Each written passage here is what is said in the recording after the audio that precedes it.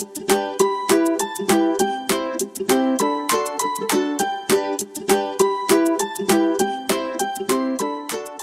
afternoon.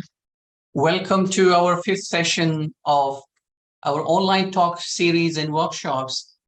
My name is Shahid Karim, and I'm a postdoctoral fellow at the Education University of Hong Kong. As you know, we will be using two languages for our communication today, English and Khmer. So to help out our translation work, today we have, as usual, Mr. Sok Sokhom, Chief of Planning and Research, Early Childhood Education Department, Ministry of Education, Youth and Sport, Cambodia, and Ms. Neek, EC Coordinator, Faculty of Education, Royal University of Phnom Penh, Cambodia. Okay, hello Shahid. Chiều xưa này cô là cô muốn con như vậy đây là cô. Tam hàng ca là cô. ចឹងសម្រាប់ workshop លើកទី5នេះ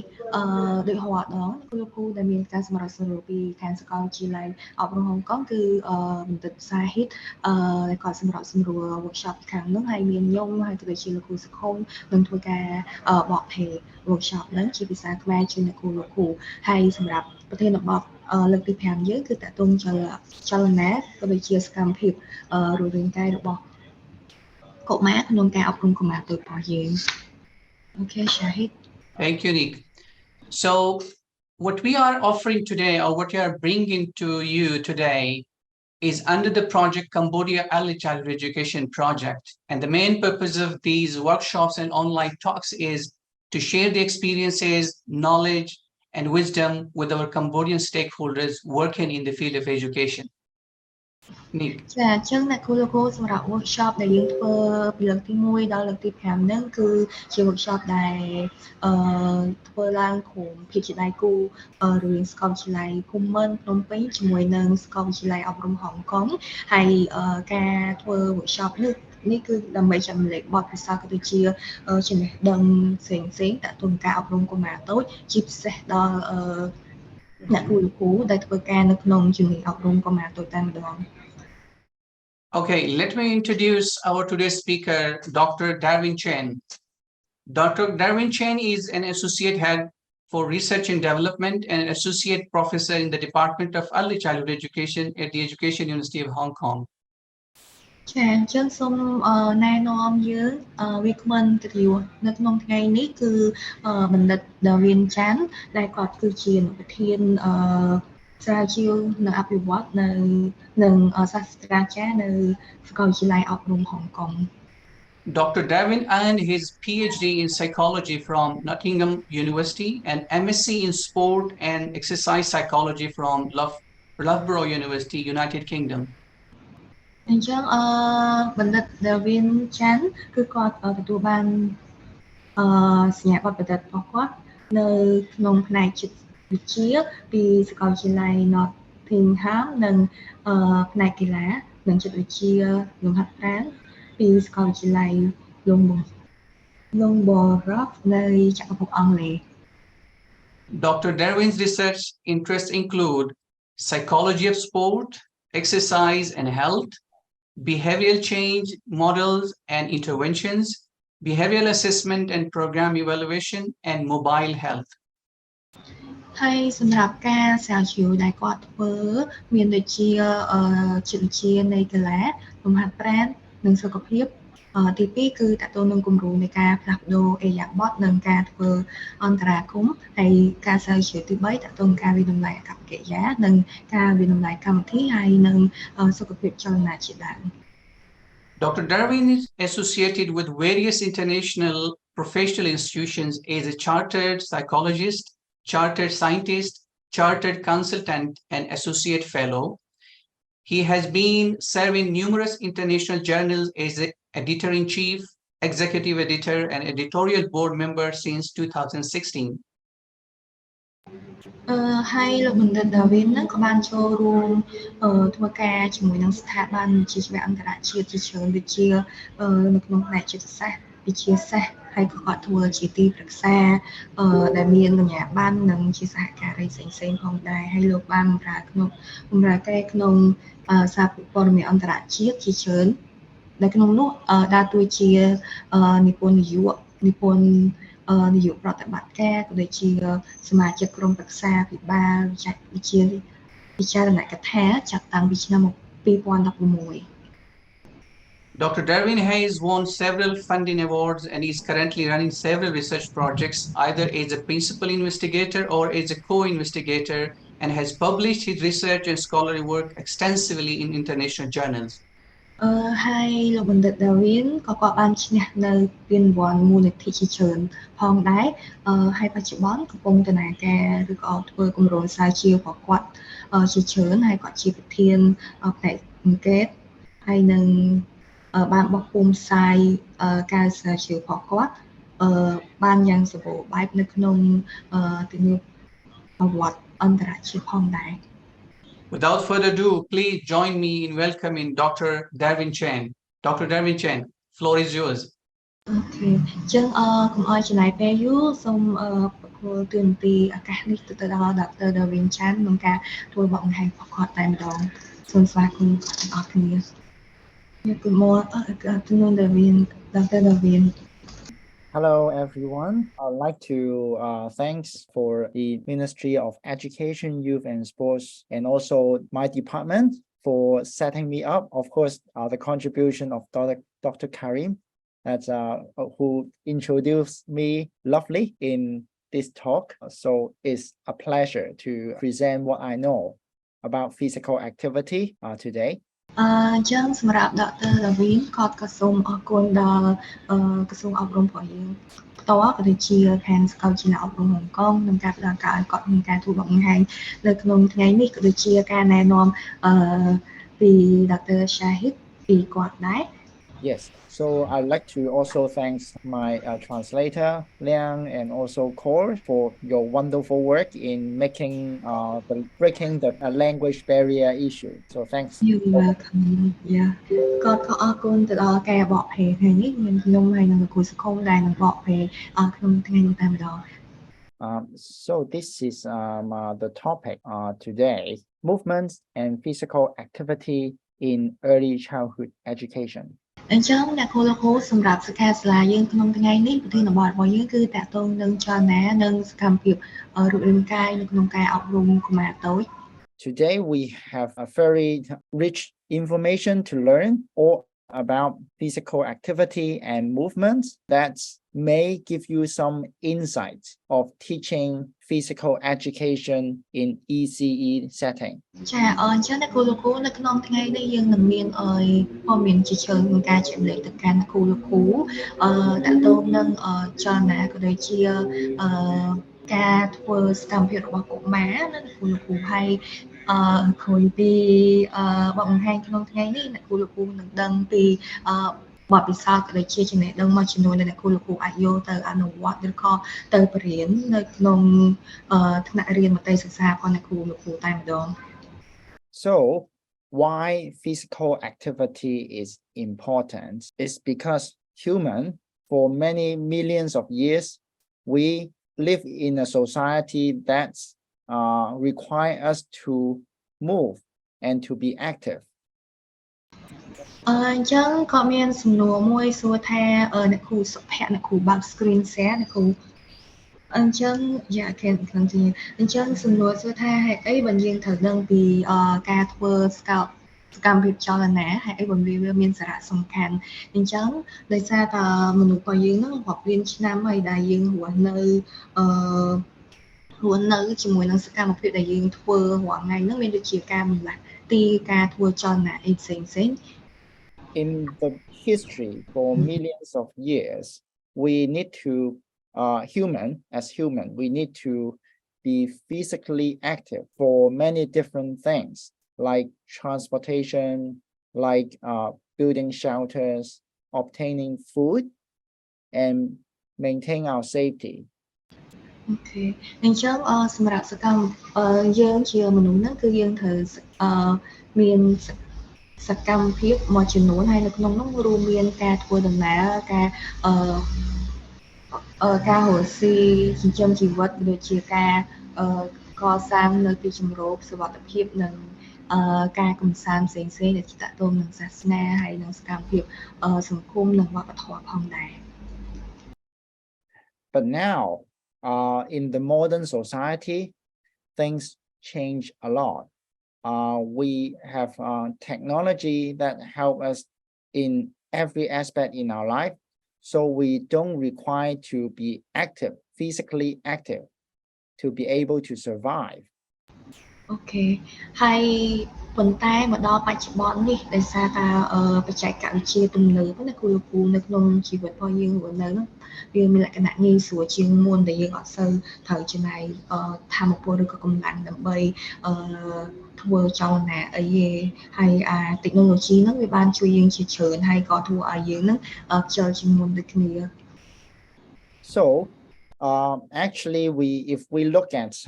the development of human, we are exactly like the bottom of this figure. We develop to be more better, and as human, we are able to move and physically active. But now seems that we are going back like a chimpanzee. Okay. Okay.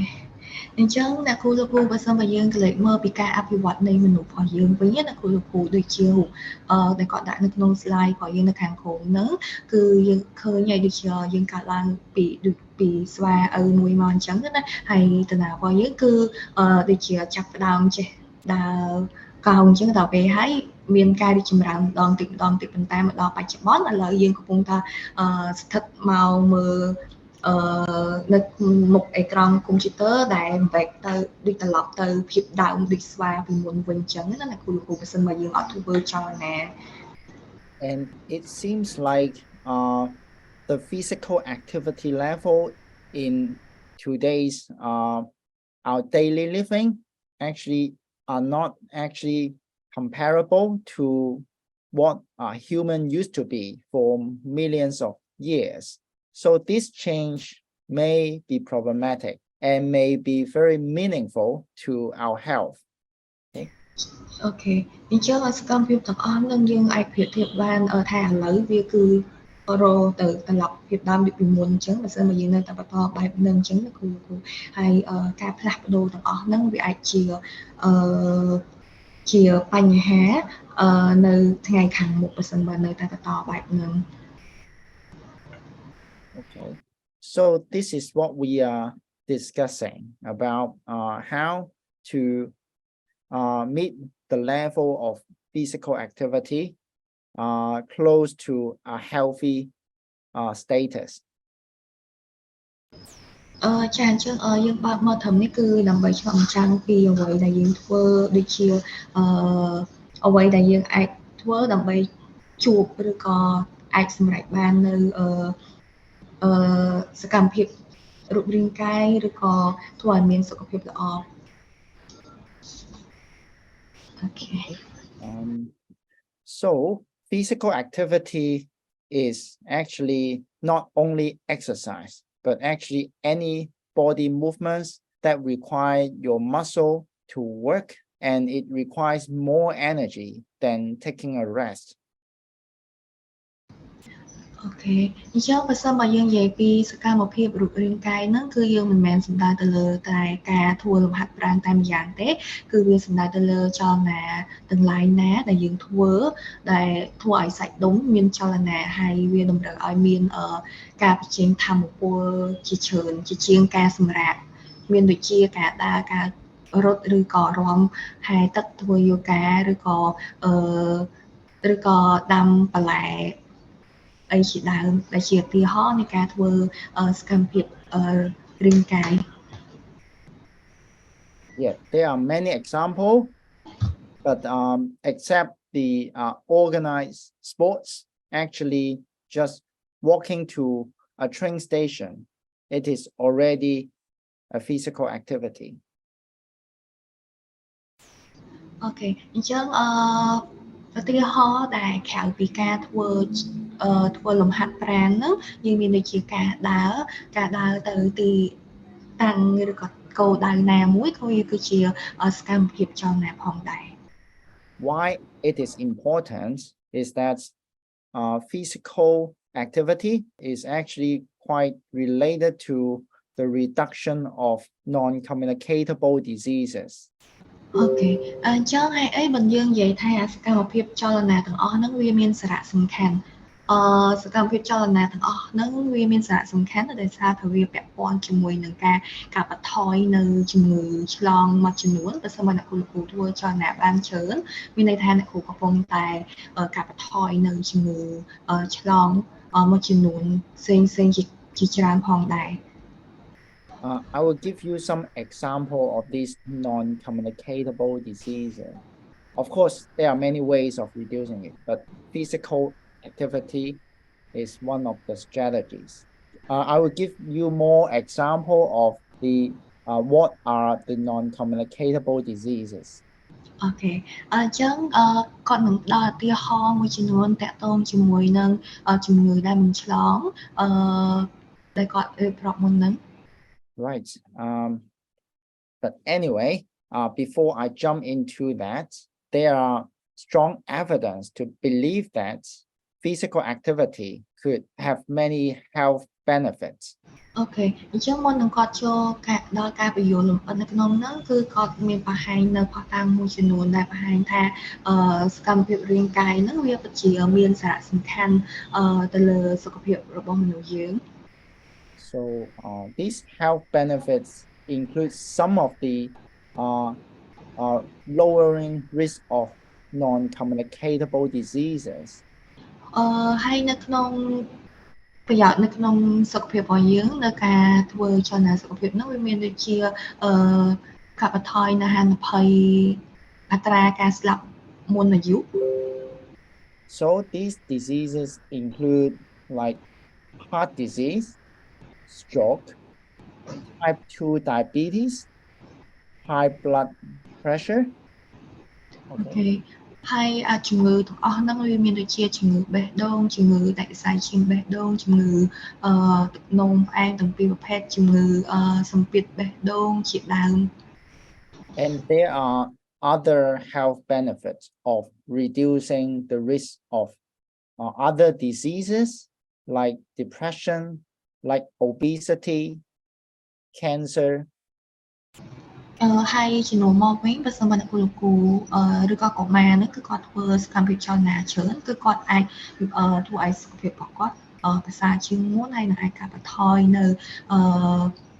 ហានិភ័យមួយចំនួនដូចជាភាព stress ឬក៏ជំងឺបាក់ទឹកចិត្តជាដើមផងដែរ So for obesity, actually in Hong Kong, it is shown that the primary school students, 1 in every 5 to 6 children is overweight or obese. នេះគឺជាទន័យពីការស្រាវជ្រាវដែលបង្ហាញពីកុមារដែលមានអាយុ5ទៅ6ឆ្នាំដែលគាត់មានអត្រាលើសអាយុក៏ដូចជាភាពធាត់នៅក្នុងថ្នាក់បឋមដែលមានន័យថាកុមារម្នាក់ក្នុងកុមារ5ទៅ6នាក់ហ្នឹងគឺ5ទៅ6នាក់ហ្នឹងគឺគាត់មានភាពធាត់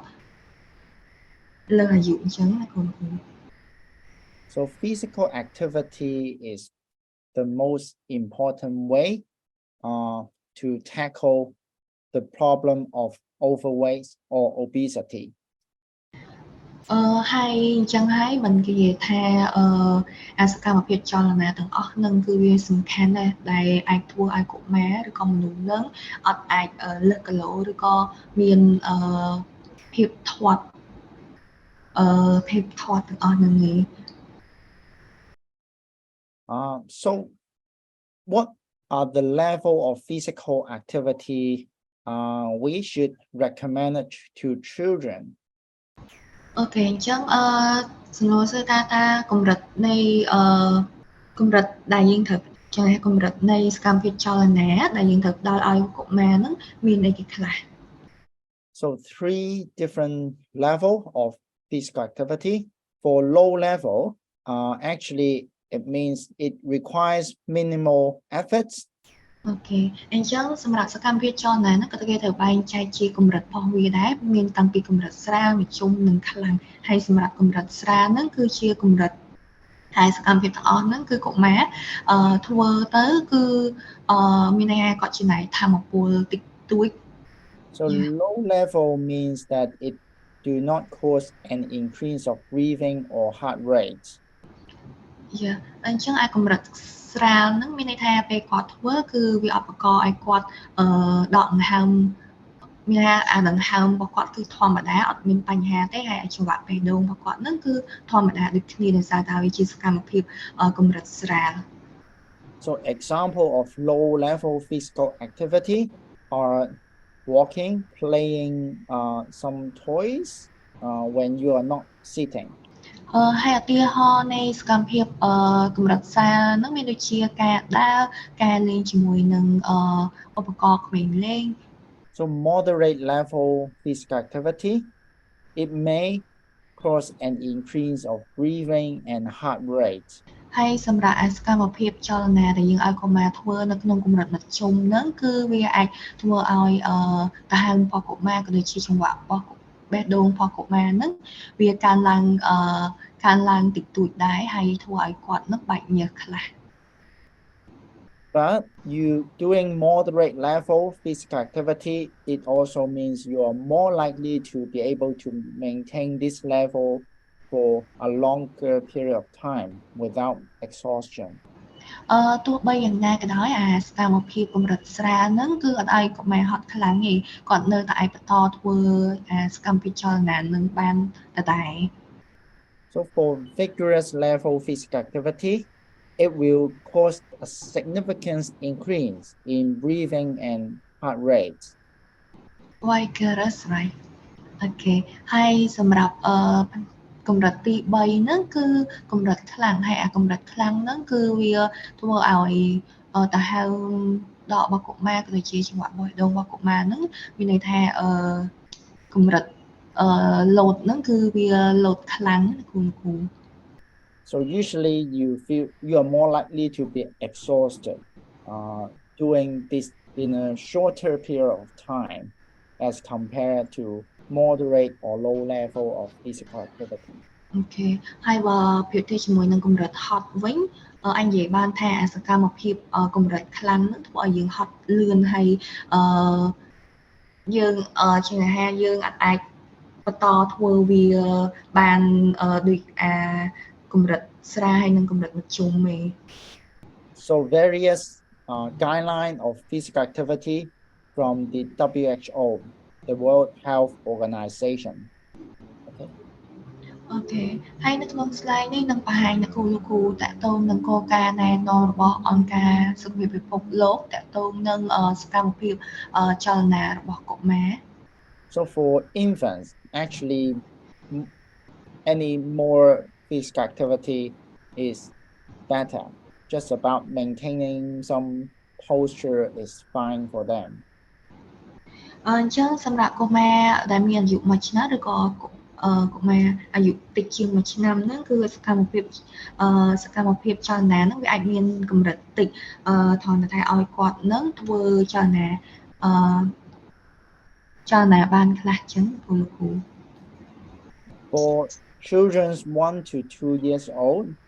actually it is recommended that they should have like 3 hours of physical activity in any intensity every day. ហើយសម្រាប់កុមារដែលគាត់មានអាយុ1ឆ្នាំ2ឆ្នាំហ្នឹងគឺណែនាំឲ្យកុមារហ្នឹងធ្វើសកម្មភាពចលនាហ្នឹងរយៈពេលយ៉ាងតិចមានថា3ម៉ោងនៅក្នុងមួយថ្ងៃ Yeah. It is also recommended that they should spend no more than an hour for doing any TV watching or any screen time activities. ហើយ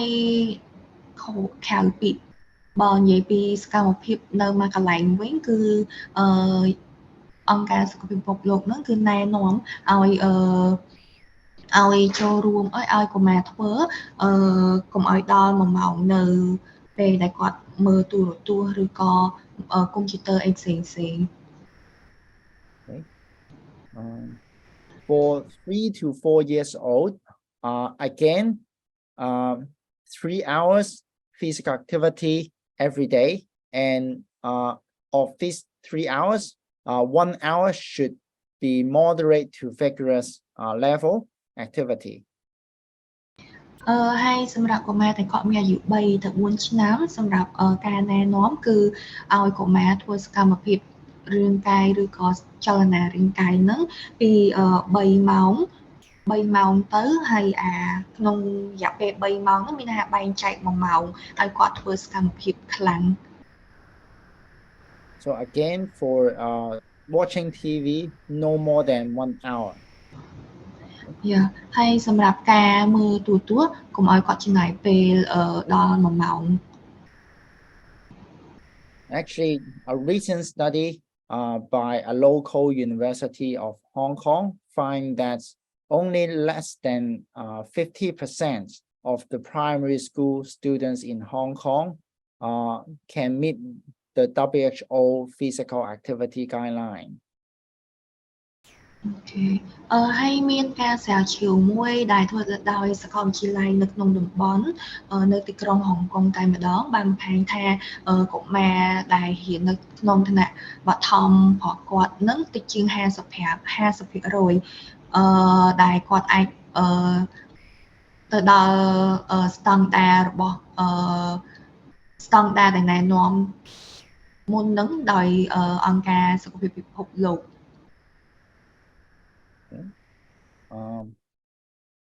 Although there is no corresponding data on in the ECE setting in the kindergarten, but typically kindergarten actually spend not enough time on physical activity for preschool children. ទោះបីជាទិន្នន័យដែលបង្ហាញពីកម្រិតការចូលរួមរបស់កុមារអត់សូវមានទិន្នន័យសម្បូរបែបដូចនៅបឋមអីទេប៉ុន្តែក៏មានការបង្ហាញថាកុមារនៅក្នុងកម្រិតមត្តេយ្យសិក្សាហ្នឹងគឺគាត់អត់មានពេលគ្រប់គ្រាន់នៅក្នុងការធ្វើសកម្មភាពចលនាទាំងអស់ហ្នឹងទេ In general, the preschool children are unable to meet the WHO physical activity standard in the kindergarten. និយាយជារួមទៅយ៉ាងនិយាយបានថាកុមារដែលនៅក្នុងកម្រិតមត្តេយ្យសិក្សាហ្នឹងគឺគាត់អាចសម្រេចបានឬក៏ធ្វើតាមការណែនាំដែលបង្ហាញដោយអង្គការសុខភាពពិភពលោកបានទេ So if they cannot meet the standard in school, how can the family members actually make sure that their children meet the needs of the physical activity level outside the school setting? ជាលទ្ធផលបើសិនបើកុមារគាត់អាចសម្រេចបានឬក៏ធ្វើតាមការណែនាំទាំងអស់ហ្នឹងដែលផ្ដល់ដោយអង្គការសុខភាពពិភពលោកសំណួរសួរថាតើគ្រួសារនៅទីក្រុងហុងកុងហ្នឹងគឺគាត់ពេញចិត្តពីតម្រូវការដែលឲ្យកុមារធ្វើចលនាទាំងអស់ហ្នឹងនៅខែសាលាបានដោយរបៀបណា But there are actually some misconceptions that many parents or teachers feel like the children who are physically active, they might be naughty or hyperactive. ហើយក៏មានការយល់ច្រឡំឬក៏ទស្សនៈយល់ច្រឡំមួយចំនួនដូចជាអាណាព្យាបាលខ្លះគឺគាត់យល់ច្រឡំថាកុមារដែលគាត់ធ្វើចលនាច្រើនឬក៏មានសកម្មភាពចលនាច្រើនហ្នឹងគឺហៅថាកុមារហ្នឹងគឺគាត់អត់ចេះនៅមួយកន្លែងឬក៏ហៅថាកុមាររពឹស They are also viewed as having difficulty in sitting quietly or even studying. They might have bad grades. ហើយក៏គាត់យល់ច្រឡំថាកុមារហ្នឹងគឺគាត់មានភាពលំបាកឬក៏ពិបាកក្នុងការអង្គុយមួយកន្លែងក្នុងការរៀនហើយក៏អាចនាំឲ្យគាត់ហ្នឹងទទួលបានលទ្ធផលអត់ល្អនៅក្នុងពេលអនាគតដែរអញ្ចឹងអ្នកគ្រូទឹកចារីចាំពេលដល់វគ្គសំណួរចម្លើយចាំយើងសួរអ្នកគ្រូទុកសំណួរសិនអូខេ So these are just misconceptions from parents. អញ្ចឹងឯទស្សនៈទាំងអស់ហ្នឹងគឺជាទស្សនៈដែលជាការយល់ច្រឡំពីអាណាព្យាបាល And years of research suggest that those are not true, but they actually suggest that students who exercise regularly, they have better grades. They are better students. ប៉ុន្តែទស្សនៈទាំងលើហ្នឹងគឺជាការយល់ច្រឡំពីអាណាព្យាបាលមួយចំនួនប៉ុន្តែអ្វីដែលរកឃើញក្នុងការស្រាវជ្រាវហ្នឹងគេបង្ហាញថាការដែលបង្ហាញនៅក្នុងការស្រាវជ្រាវហ្នឹងបង្ហាញថាកុមារដែលគាត់active ឬក៏ធ្វើសកម្មភាពចលនាបានច្រើនហ្នឹងគឺគាត់អាចទទួលបានលទ្ធផលបានច្រើនក្នុងពេល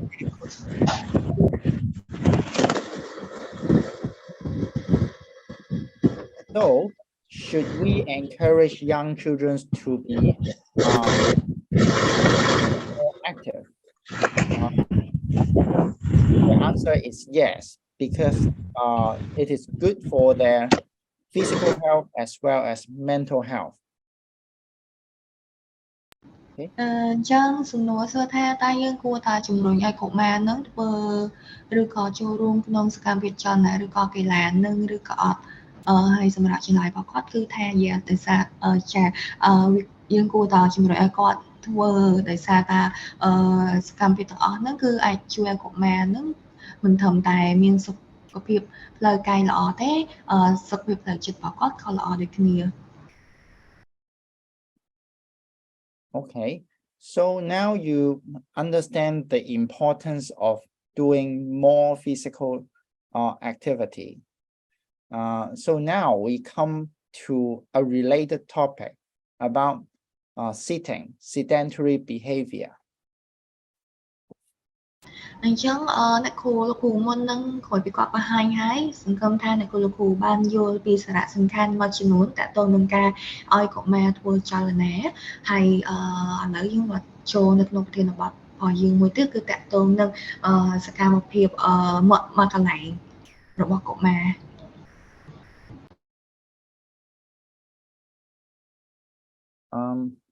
So those are the typical impression of standing up in a school. Is often viewed quite negatively as a punishment. Okay.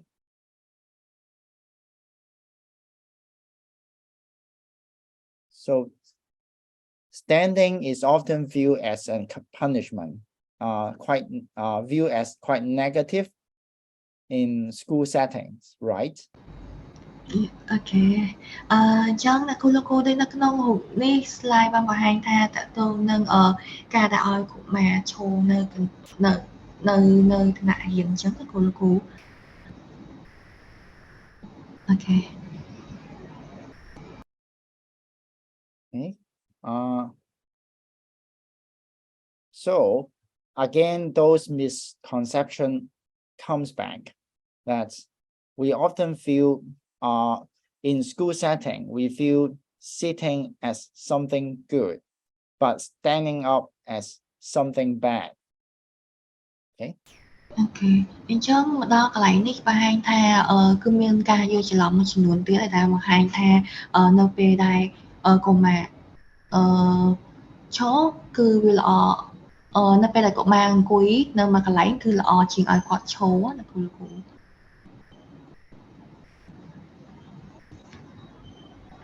So is it okay to really train children to sit still? But actually, this is kind of against the recommendation of the World Health Organization. អញ្ចឹងសំណួរសួរថាតើបើបែបហ្នឹងតើយើងគួរតែបន្តឲ្យកុមារអង្គុយនៅមួយកន្លែងឬក៏អត់ហើយបើសិនបើយើងឲ្យកុមារអង្គុយនៅមួយកន្លែងហ្នឹងគឺមានន័យថាយើងកំពុងតែប្រឆាំងឬក៏កំពុងតែធ្វើមានន័យថាអត់ធ្វើតាមការណែនាំរបស់អង្គការសុខភាពពិភពលោក Okay. Okay, so in a typical day, seems that we spend a lot of time in sitting. That's what we call sedentary behavior. As is comparable to the time we go for sleeping. អញ្ចឹងសម្រាប់ថ្ងៃយើងធម្មតាហ្នឹងមានន័យថាយើងចំណាយពេលមួយចំនួនដូចនៅក្នុងបង្ហាញនៅរូបនឹងអញ្ចឹងគឺគ្រូហើយ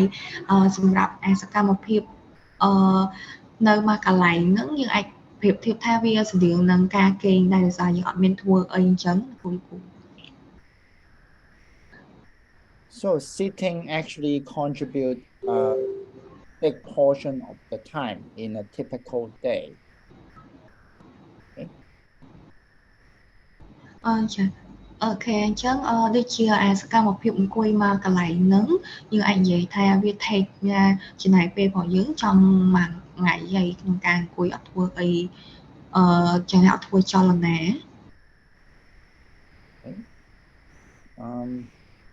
So if we consider physical activity in the line of energy consumption, so we can see different forms of activity that are aligned in this line.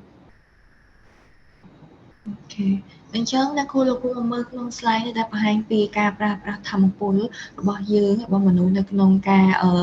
ចំណាយពេលទៅលើសកម្មភាពមួយចំនួនដូចបង្ហាញនៅក្នុងរូបភាពហ្នឹងពីតាំងពីគេងរហូតដល់សកម្មភាពកម្រិតខ្លាំងដូចបង្ហាញនៅក្នុងដែលគេ compare ឬក៏ប្រៀបធៀបជាមួយនឹងអបតតខាងក្រោមហ្នឹង So sedentary behavior, they are actually having quite a low energy consumption. They are the time we sit down or lying down. Okay. សកម្មភាព sedentary behavior ឬក៏សកម្មភាពនៅមកកន្លែងហ្នឹងយើងអាចនិយាយបានថាសកម្មភាពហ្នឹងគឺមនុស្សចំណាយធម្មពលតិចដោយសារតែអត់មានធ្វើអីគឺគ្រាន់តែអង្គុយចោះហើយអង្គុយមកកន្លែងអញ្ចឹងហើយមិនអត់មានធម្មពលត្រូវបញ្ចេញ So most research and even the health organization recommend us to do more moderate or vigorous level physical activity. Okay. អញ្ចឹងអ្នកគ្រូដូចជាគាត់តែបន្តខាងហ្នឹងគ្រូខាងឆ្វេងដៃហ្នឹងគឺសកម្មភាពដែលយើងធ្វើតិចណាសកម្មភាពចលនាតិចទៅដល់គេងមកហើយសកម្មភាពផ្នែកខាងស្ដាំដៃគឺសកម្មភាពកម្រិតមជ្ឈុំទៅដល់ខ្លាំងគឺយើងត្រូវធ្វើសកម្មភាពកម្រិតមជ្ឈុំហ្នឹងឡើងទៅដែលធ្វើឲ្យយើងមានសុខភាពល្អទាំងផ្លូវកាយនិងផ្លូវចិត្តហើយក៏វាធ្វើឲ្យយើងធ្វើដូចយើងធ្វើតាមការណែនាំរបស់អង្គការសុខភាពលោកផងដែរ So the reality is actually we spend a lot more time in sedentary behavior in a typical day than the time we spend on this higher level of physical activity. Okay. ទោះយ៉ាងណាក៏ដោយទោះយើងដឹងពីសារៈសំខាន់នៃការធ្វើចលនាយើងនៅតែចំណាយពេលច្រើនធ្វើមានន័យថានៅមកកន្លែងដោយសារតែលើសម័យបច្ចេកវិទ្យាអញ្ចឹងអត់សូវបានធ្វើសកម្មភាពច្រើនទេអញ្ចឹងការសាជាក៏បង្ហាញថាសកម្មភាពដែលយើងធ្វើហ្នឹងគឺមានតិចចាស់ដែលយើងធ្វើទៅលើសកម្មភាពចលនាដែលមានកម្រិតមធ្យមឬក៏ខ្លាំង Right. So this is what the physical activity guideline asks us to do in order to increase our physical activity level. It's done by moving the inactive style to the moderate to vigorous physical activity level. អូខេអញ្ចឹងនេះគឺអ្វីដែលយើងត្រូវធ្វើ មានន័យថាការណែនាំដែលយើងត្រូវធ្វើក្នុងការផ្លាស់ប្ដូរពីសកម្មភាពកម្រិតស្រាលមានន័យថាយើងព្យាយាមធ្វើការផ្លាស់ប្ដូរខ្លួនឯងឲ្យធ្វើសកម្មភាពកម្រិតពីស្រាលទៅកម្រិតយ៉ាងតិចមធ្យម So in terms of the increase in energy expenditure, would that be actually more effective if we just move the sedentary behavior time, move them up to light physical activity? អូខេអញ្ចឹងបើសិនបើយើង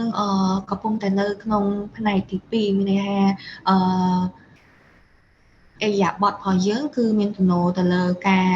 នៅមកកន្លែងយើងព្យាយាមផ្លាស់ប្ដូរទៅលើទៅធ្វើសកម្មភាពកម្រិតស្រាលជំនួសមកវិញ It is quite possible because we spend a lot more time in sedentary behavior than those physical activity time in a typical day. អញ្ចឹងវាគឺជារឿងដែលយើងអាចធ្វើបានក្នុងការផ្លាស់ប្ដូរពីអេយ៉ាបតនៅមកកន្លែងដើម្បីធ្វើសកម្មភាពកម្រិតស្រាលដោយសារតែយើងបច្ចុប្បន្នហ្នឹងគឺយើងកំពុងតែចំណាយពេលយើងនៅក្នុងអេយ៉ាបតដែលយើងកំពុងធ្វើហ្នឹងគឺនៅមកកន្លែងច្រើនជាងធ្វើសកម្មភាពកម្រិតមធ្យមឬក៏ធ្ងន់អញ្ចឹងបើយើងផ្លាស់ប្ដូរតាមតិចទៅកម្រិតស្រាលហ្នឹងគឺវាងាយស្រួល Okay. So again, it's impression time. So in the past, like when I was a kid, going to your room seems to be something bad. But today's kids, they go to their room and are very happy. អូខេអញ្ចឹងដូចរូបភាពដែលគាត់បានបង្ហាញនៅក្នុង slide នេះលោកគ្រូយើងប្រៀបធៀបកុមារដែលពីមុនហើយនឹងឥឡូវបើសិនបើពីមុនវិញយើងឲ្យកុមារហ្នឹងមានថាដេញគាត់ទៅក្នុងបន្ទប់របស់គាត់អាចមានអារម្មណ៍រៀងពិបាកដោយសារតែអីទៅក្នុងបន្ទប់គឺវាអត់មានអីធ្វើទេប៉ុន្តែបើប្រៀបធៀបមកបច្ចុប្បន្នវិញបើសិនបើយើងដេញគាត់ឲ្យទៅបន្ទប់គាត់នឹងមានអារម្មណ៍ថាសប្បាយចិត្តដោយសារតែពេលគាត់ទៅបន្ទប់គេងទៅគឺគាត់មានអីធ្វើដូចលេងទូរស័ព្ទឬក៏ជិះហ្គេមអីជាដើម Okay. So there are different forms of sedentary behaviors. Okay. អូខេអញ្ចឹងដូចអ្នកគ្រូលោកគ្រូមើលនៅក្នុង slide នេះគឺនឹងបង្ហាញពីអាកប្បកិរិយាមួយចំនួនតាក់ទងនឹងការនៅមកកន្លែងវាមានទម្រង់ផ្សេងៗគ្នាជាច្រើន Some are related to the use of screen-based products. ហើយមួយចំនួនគឺវាពាក់ព័ន្ធជាមួយនឹងការប្រើប្រាស់នៅផលិតផល screen electronic មួយចំនួន So these also indicates that the recommendation of the WHO, they only focus on those screen-based activity, but they actually ignore other forms of sedentary behaviors. ហើយការពិតទៅការស្រាវជ្រាវដែលបង្ហាញពីអង្គការសុខភាពពិភពលោកតាក់ទងនឹងសកម្មភាពនៅមកកន្លែងហ្នឹងគឺគាត់និយាយដល់ពីសកម្មភាពមួយចំនួនដែលតាក់ទងនឹងការប្រើប្រាស់ screen កុំព្យូទ័រឬក៏ទូរស័ព្ទទេប៉ុន្តែការពិតទៅអាសកម្មភាពនៅមកកន្លែងហ្នឹងវាអាចពាក់ព័ន្ធជាមួយនឹងសកម្មភាពផ្សេងៗទៀតក្រៅពីការមើល screen ទូរស័ព្ទឬក៏កុំព្យូទ័រ So another category of sedentary behavior is whether we do it in our leisure time, during our travel, like motorized transportation, or at our school or workplace. ហើយអាសកម្មភាពនៅមកកន្លែងទាំងអស់ហ្នឹងមាន បបត្តិធំចំនួន3ផ្សេងទី1គឺនៅពេលដែលយើងមានពេលទំនេរគឺយើងនឹងធ្វើសកម្មភាពនៅមួយកន្លែងហ្នឹងហើយទី2តកតងនឹងការធ្វើដំណើរក៏អាចឲ្យយើងនៅស្ងៀមអត់ធ្វើអីដែរហើយនឹងទី3គឺពាក់ព័ន្ធជាមួយនឹងនៅពេលដែលយើងឬក៏កុមារនៅសាលាឬក៏នៅកន្លែងការងារ And also look like the recommendation of the WHO only focus or mainly focus on leisure time sedentary behavior. ហើយផ្អែកទៅលើការស្រាវជ្រាវរបស់អង្គការសុខភាពពិភពលោកគឺគាត់ធ្វើទៅលើផ្នែកមួយគឺតាក់ទងនឹងសកម្មភាពពេលទំនេរដែលធ្វើឲ្យមានភាពនៅស្ងៀម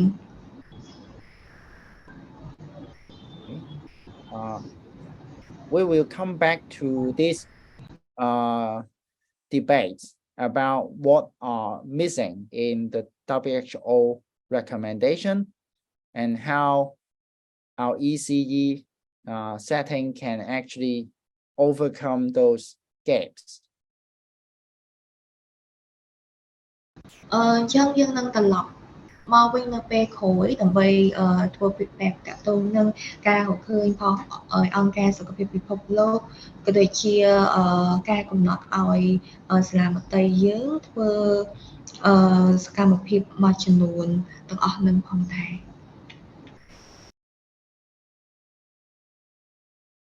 But the evidence from the WHO on supporting the cutting down of screen-based activity was based on early research about how watching TV is related to diseases or health behaviors.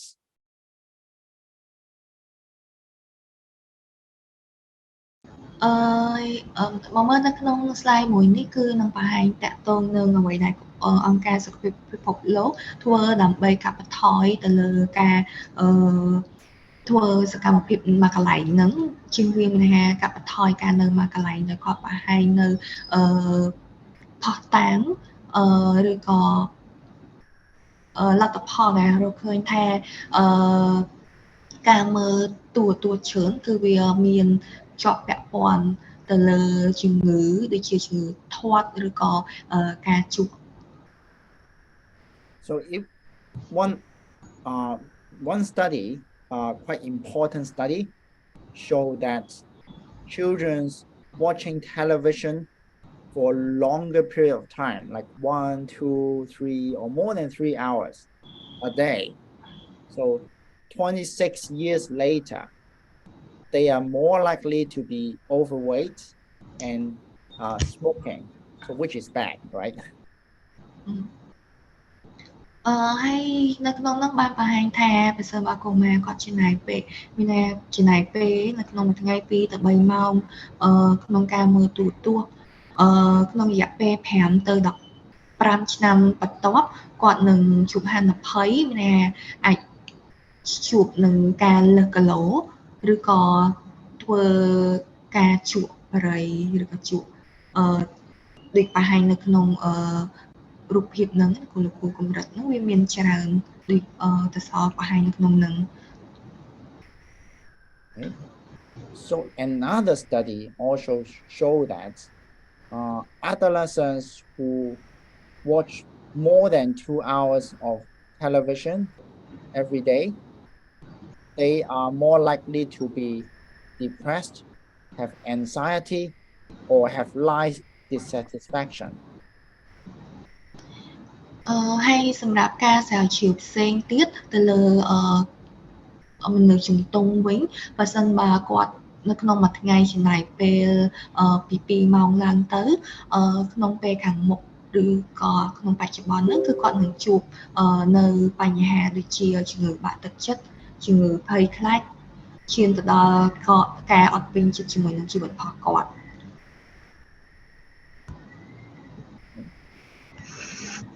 So one bad things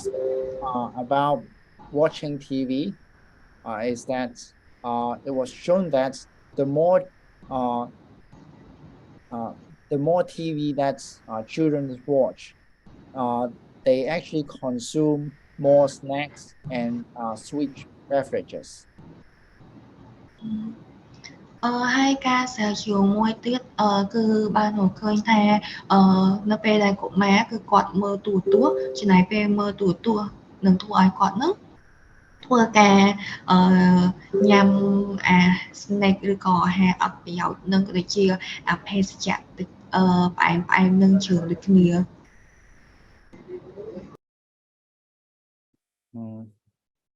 So actually when the WHO announced that they should restrict children's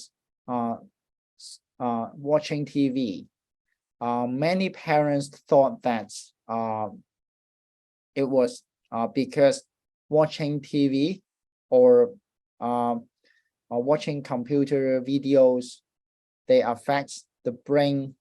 functioning and development, and it affects the eyesight. Okay. ហើយក៏មានការបកស្រាយមួយចំនួនតែខុសរបស់ខុសពីការណែនាំរបស់អង្គការសុខភាពពិភពលោកហើយនៅក្នុងនោះណាព្យាបាលមួយចំនួនក៏យកឃើញថានៅពេលដែលកុមារចំណាយពេលទៅលើការមើល screen ទូរស័ព្ទឬក៏ទូរទស្សន៍ហ្នឹងគឺវាអាចធ្វើឲ្យកុមារហ្នឹង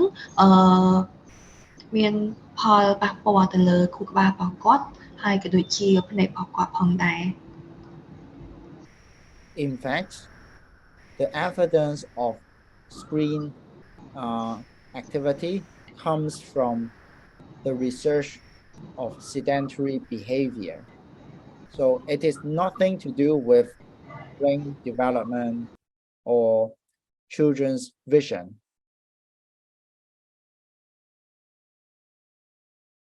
Okay. ប៉ុន្តែជាលទ្ធផលផតាំងបានបង្ហាញថាវាថនចេញមកពីការសិក្សាដែលបង្ហាញពីក្នុងការស្រាវជ្រាវតាក់ទងនឹងសកម្មភាពនៅមួយកន្លែងតែប៉ុណ្ណោះ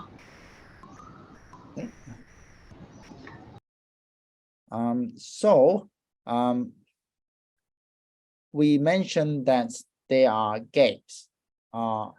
of the recommendation of the WHO.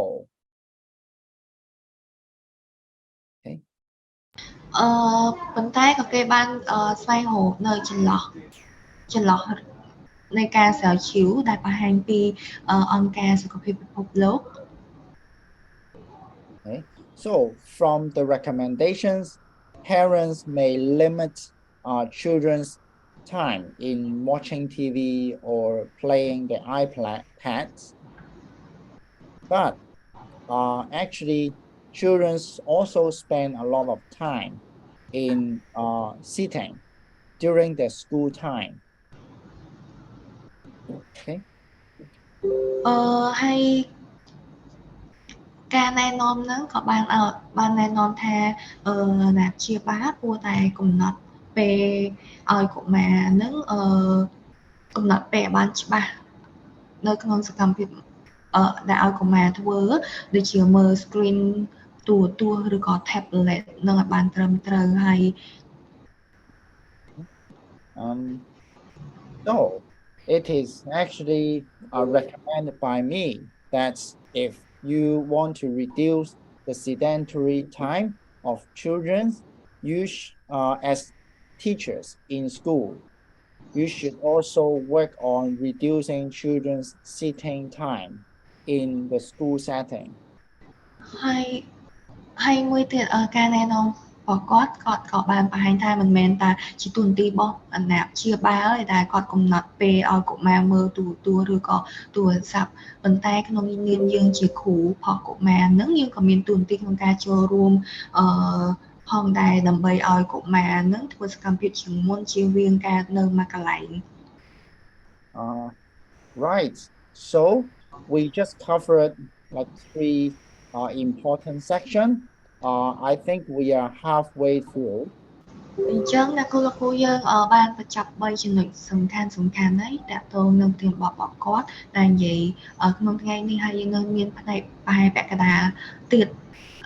នឹងបង្ហាញក្នុង session បន្តអញ្ចឹងមុននឹងចូលដល់ប្រធានបទបន្តយើងនឹងធ្វើការសម្រាប់10នាទីសិន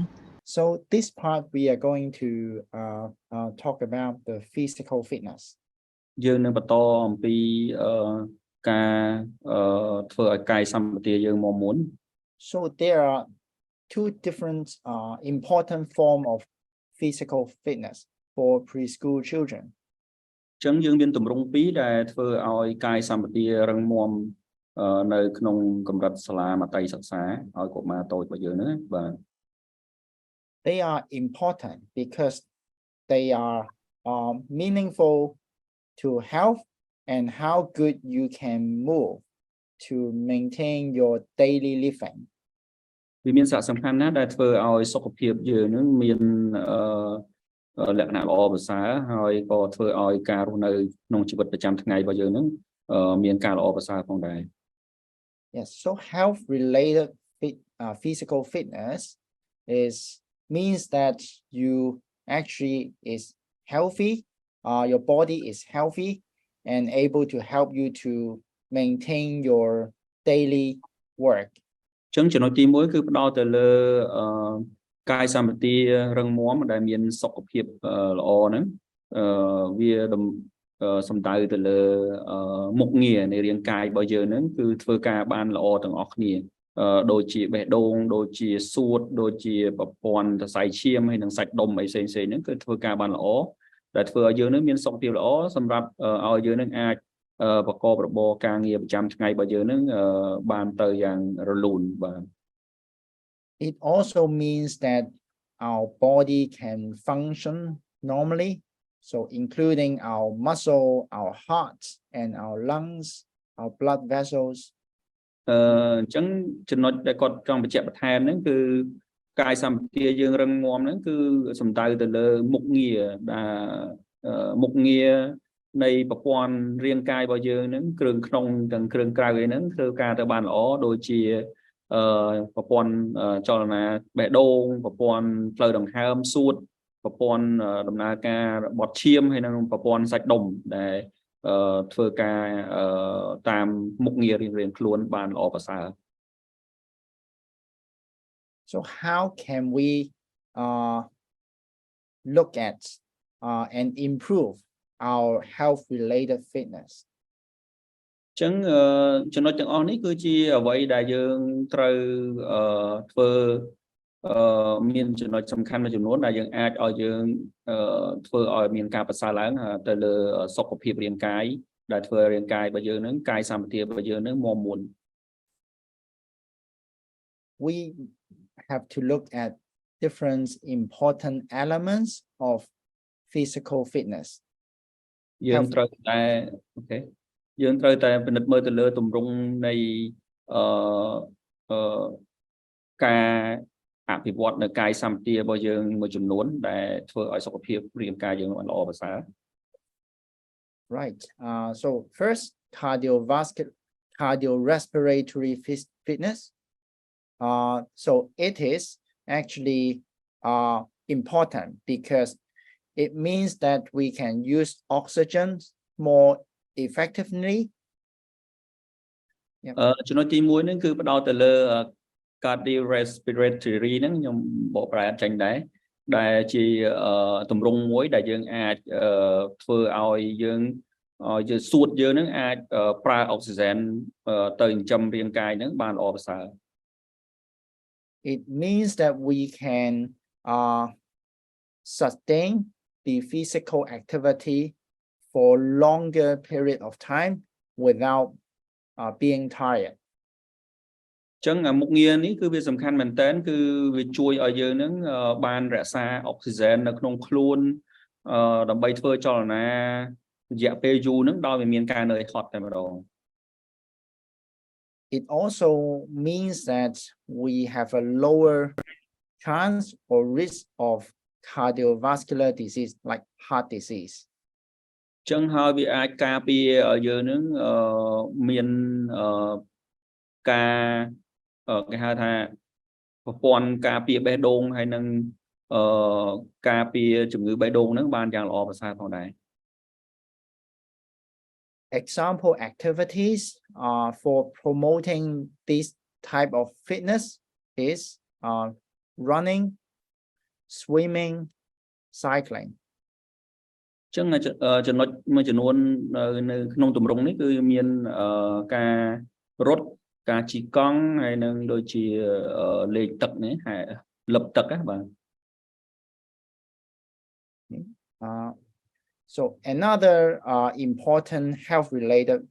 physical fitness is muscular fitness. ចំណុចទី2គឺផ្ដោត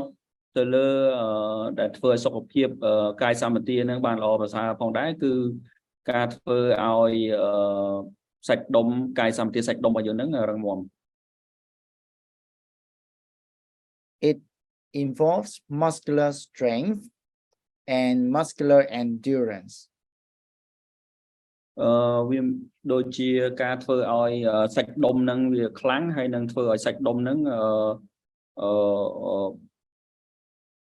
អាចធ្វើការបានយូរបាទ So strength is just how much force you can produce by your muscle. ចំណុចខ្លាំងនៃសាច់ដុំហ្នឹងគឺជាកម្លាំងដែលចេញពីរាងកាយយើងហ្នឹងដែលយើងបញ្ចេញទៅហ្នឹងដោយសារសាច់ដុំហ្នឹង So muscular endurance also can reflect on how many times you can do a certain actions without having your muscle sore. ហើយពាក់ព័ន្ធនឹង endurance សាច់ដុំហ្នឹងគឺសំដៅទៅលើកម្លាំងដែលជាពេលវេលាច្រើនដងដែលចេញពីក្នុងខ្លួនយើងហ្នឹងដែលយើងធ្វើចលនាដដែលហ្នឹងច្រើនដងហ្នឹងដល់มันមានការរមួលក្រពើឬក៏ធ្វើឲ្យសាច់ដុំរបស់យើងហ្នឹងឈឺអញ្ចឹងណាបាទ So muscular fitness is important for maintaining good posture and also prevent injuries and muscle fatigue or pain. ចឹងពាក់ព័ន្ធនឹងកាយសម្បទាសាច់ដុំនេះវាជួយឲ្យយើងនឹងបានពង្រឹងនៅposture របស់យើងនឹងរាងកាយរបស់យើងនឹងមានលក្ខណៈគេហៅថាប្រសិទ្ធភាពហើយវាអាចនឹងការពារនៅជំងឺអីផ្សេងមួយចំនួនផងដែរ It also prevents people from falling. ហើយក៏អាចការពារមនុស្សការពារប្រជាជនទូទៅហ្នឹងអំពីការឆ្លាក់ឬក៏ការដែលអាចឲ្យរាងកាយរបស់យើងហ្នឹងទ្រុឌទ្រោមផងដែរ So to enhance muscle strength and endurance, you may or children may do some activities related to applying force. ចឹងដើម្បីពង្រឹងឬក៏ការពារសាច់ដុំរបស់យើងឲ្យរឹងមាំនេះគឺយើងត្រូវរកសកម្មភាពណាដែលឲ្យកុមារតូចរបស់យើងហ្នឹងមានចលនាបញ្ចេញកម្លាំងហ្នឹងឲ្យបានច្រើន Like lifting reasonable weight, but of course not too heavy weight, which is quite dangerous for young children. ដូចជាការលើកដុំដែកអីហ្នឹងតែកុំឲ្យលើកធ្ងន់ពេកអាចមានគ្រោះថ្នាក់សម្រាប់កុមារ For training of muscular endurance, children can also do some maintenance of posture on a certain period of time. So muscular endurance can be trained through certain posture. ចឹងការពង្រឹងសាច់ដុំហ្នឹងគឺអាចបង្វឹកហាត់ទៅតាមប្រភេទដោយរូបភាពអញ្ចឹងណាបាទ So like acting like a bridge is an example of training the abdominal muscle like ដូចរូបក្រហមអញ្ចឹងដូចគាត់ចង់និយាយថាយើងអាច training ទៅជារបៀបជា domino អីចឹងបាទអត់សូវយល់ដែរ So another health related physical fitness is flexibility. ចំណុចបន្តទៀតដែលផ្ដោតទៅលើធ្វើឲ្យតែមានសុខភាពកាយសម្បទារឹងមាំហ្នឹងគឺផ្ដោតទៅលើភាពពុតខ្លួនបត់បែនបាទ So it could be shown by having better range of movement. វាជាផ្នែកមួយដែលធ្វើឲ្យយើងអាចមានការធ្វើចលនា So having better flexibility also means that you have less problem in your joints and you can maintain better posture. ពាក់ព័ន្ធនឹងធ្វើចលនាបត់បែននេះគឺវាអាចឲ្យយើងនឹងជួយឲ្យយើងនឹងគឺមានposture ហ្នឹងបានន័យថាធ្វើឲ្យយើងនឹងមានឥរិយាបថត្រឹមត្រូវមែនតើដោយសារយើងអាចធ្វើឲ្យសរសៃយើងវាយឺតទៅដល់ពេលយើងនេះទៅគឺយើងអាចរក្សាឥរិយាបថយើងនឹងបានត្រឹមត្រូវបាទ So doing more stretchings is helpful for improving one's flexibility. ការធ្វើstretching ហ្នឹងការទាញសរសៃទាញពុតចកេះពុតអីហ្នឹងវាអាចធ្វើឲ្យយើងហ្នឹងមានចលនាល្អបត់បែនបានល្អ Another health related physical fitness is body composition. ចំណុចមួយទៀតដែលផ្ដោតទៅលើធ្វើឲ្យកាយសម្បទារបស់យើងនឹងមានសុខភាពល្អគឺពាក់ព័ន្ធនឹងធ្វើឲ្យរាងកាយយើងនឹងគេហៅថាមានគីឡូហើយនឹងទម្ងន់នឹងវាស្មើភាពគ្នា So it could be reflected by the ratio of body fats to non-body fats. ការធ្វើ body composition នេះគឺវាសំដៅទៅលើដែលធ្វើឲ្យរាងកាយយើងមិនឲ្យធាត់ពេកហើយក៏មិនឲ្យស្គមពេកដែរ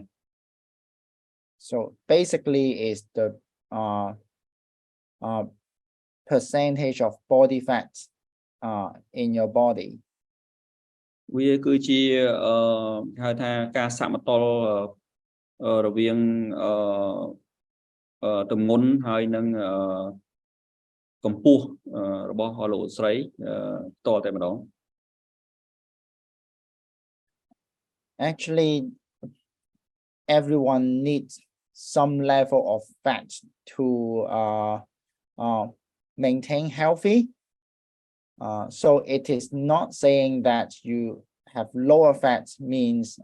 it's always more healthy. ចំណុចនេះគឺមិនប្រកាសថាអ្នកស្គមហ្នឹងគឺមានសុខភាពល្អទេ So one traditional way to look at body composition is the BMI. មានវិធីមួយដែលមើលអំពីភាពគេហៅថាសមតុល្យរាងកាយហ្នឹងគឺគេហៅឲ្យមានជាប្រពៃណីមួយគេហៅ BMI ណាបាទរបៀបវាស់ BMI. So it is just one easy way to look at the body composition because it could be calculated by just your weight and height. អញ្ចឹងវាជាវិធីមួយដែលងាយស្រួលបំផុតដើម្បីឲ្យលោកស្រីអាចមើលពី សមភាពរាងកាយរបស់លោកស្រីហ្នឹងរវាងកម្ពស់ហើយនឹងទម្ងន់ហ្នឹងបានយ៉ាងល្អ Yeah, but it doesn't always capture someone's body fat proportion completely. ប៉ុន្តែវាមិនអាចវាស់បានត្រឹមត្រូវរាល់មនុស្សគ្រប់រូបទេបាទ It is because individuals who have a lot of muscle mass and bone mass, they could have higher BMI, but it doesn't really mean they are fat. ដោយសារមនុស្សមួយចំនួនមនុស្សទូទៅវាខុសៗគ្នាទាំងអស់ដោយសារអ្នកខ្លះមានម៉ាស់សាច់ដុំធំអ្នកខ្លះមានម៉ាស់ឆ្អឹងធំអញ្ចឹងទៅតែធ្វើឲ្យការវាស់ BMI ហ្នឹងវាអត់សូវត្រូវសម្រាប់មនុស្សគ្រប់រូបប្រហែលទេបាទ But one easier way to check if you have higher chance to be overweight or obese is to look at the weight and the age chart. ហើយចំណុចមួយទៀតបើសិនបើគឺការវាស់ BMI ហ្នឹងវាយើងអត់សូវត្រូវគេតម្រូវឲ្យលោកស្រីអាចមកមើលតារាងមួយទៀតគឺ diagram ដែលបង្ហាញអំពីទម្ងន់ធៀបជាមួយនឹងអាយុបាទ So these two graphs are taken from the World Health Organization. Okay. នេះគឺជា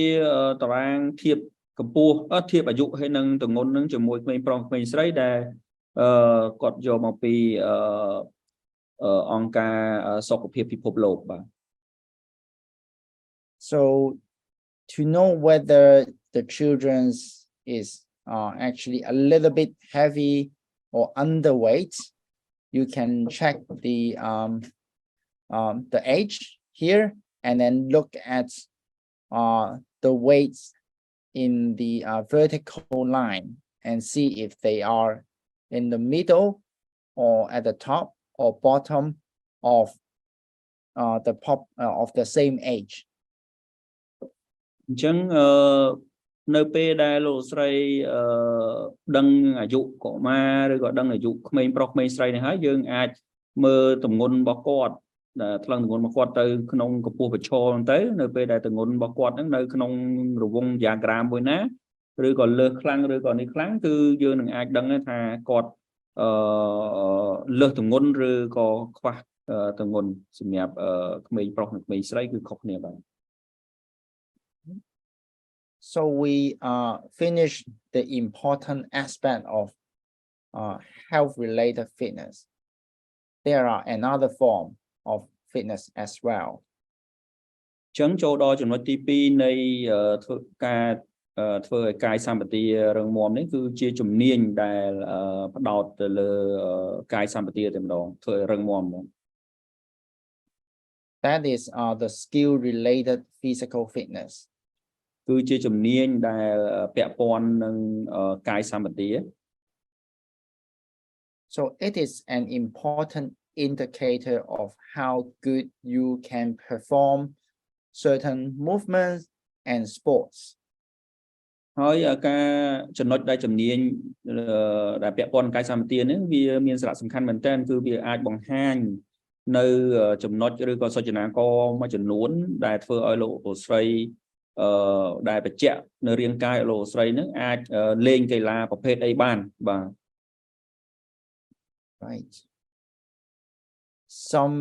different elements of skill-related physical fitness here. នេះគឺជាទម្រង់មួយចំនួនដែលដោតទៅលើជំនាញពាក់ព័ន្ធនឹងធ្វើឲ្យរាងកាយយើងនឹងរឹងមាំកាយសម្បទាយើងបាទ Like the power you can do sports. ចំណុចទី1គឺកម្លាំងដែលយើងអាចធ្វើឲ្យយើងនឹងអាចលេងកីឡាបាន Yep. Examples are vertical jump and throwing.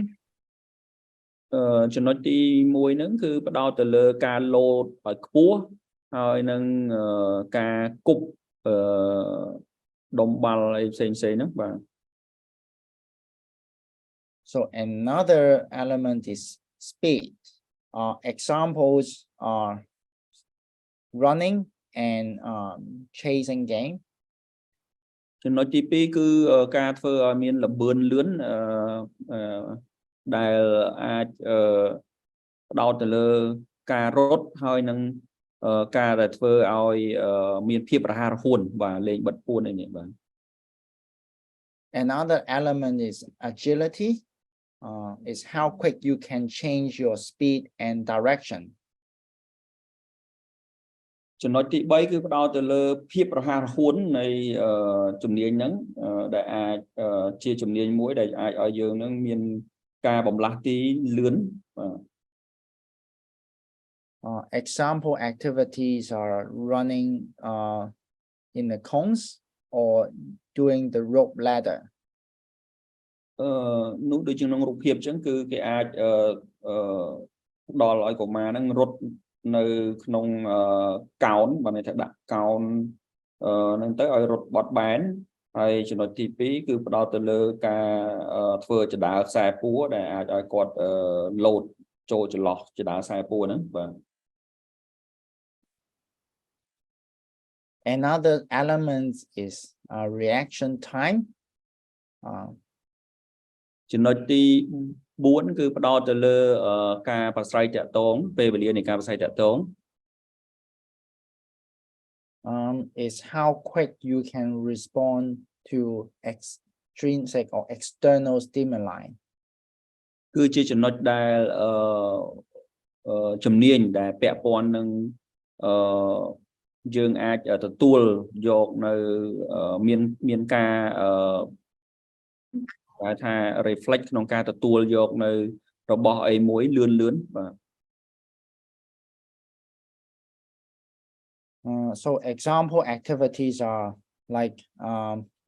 being the goalkeeper. មួយគឺអាចជាចំណុចលើកឧទាហរណ៍គឺដូចជាអ្នកចាំហ្គោលអញ្ចឹងអ្នកចាំហ្គោលបាល់ទាត់ហ្នឹងគឺគាត់ reflect គាត់លឿនមែនតើគឺគាត់ត្រូវចាប់បាល់ដែលបាល់ហ្នឹងមកលឿនជាមួយគាត់ So another element is coordination, like hand-eye coordination. ចំណុចទី5គឺផ្ដោតទៅលើការសម្របសម្រួល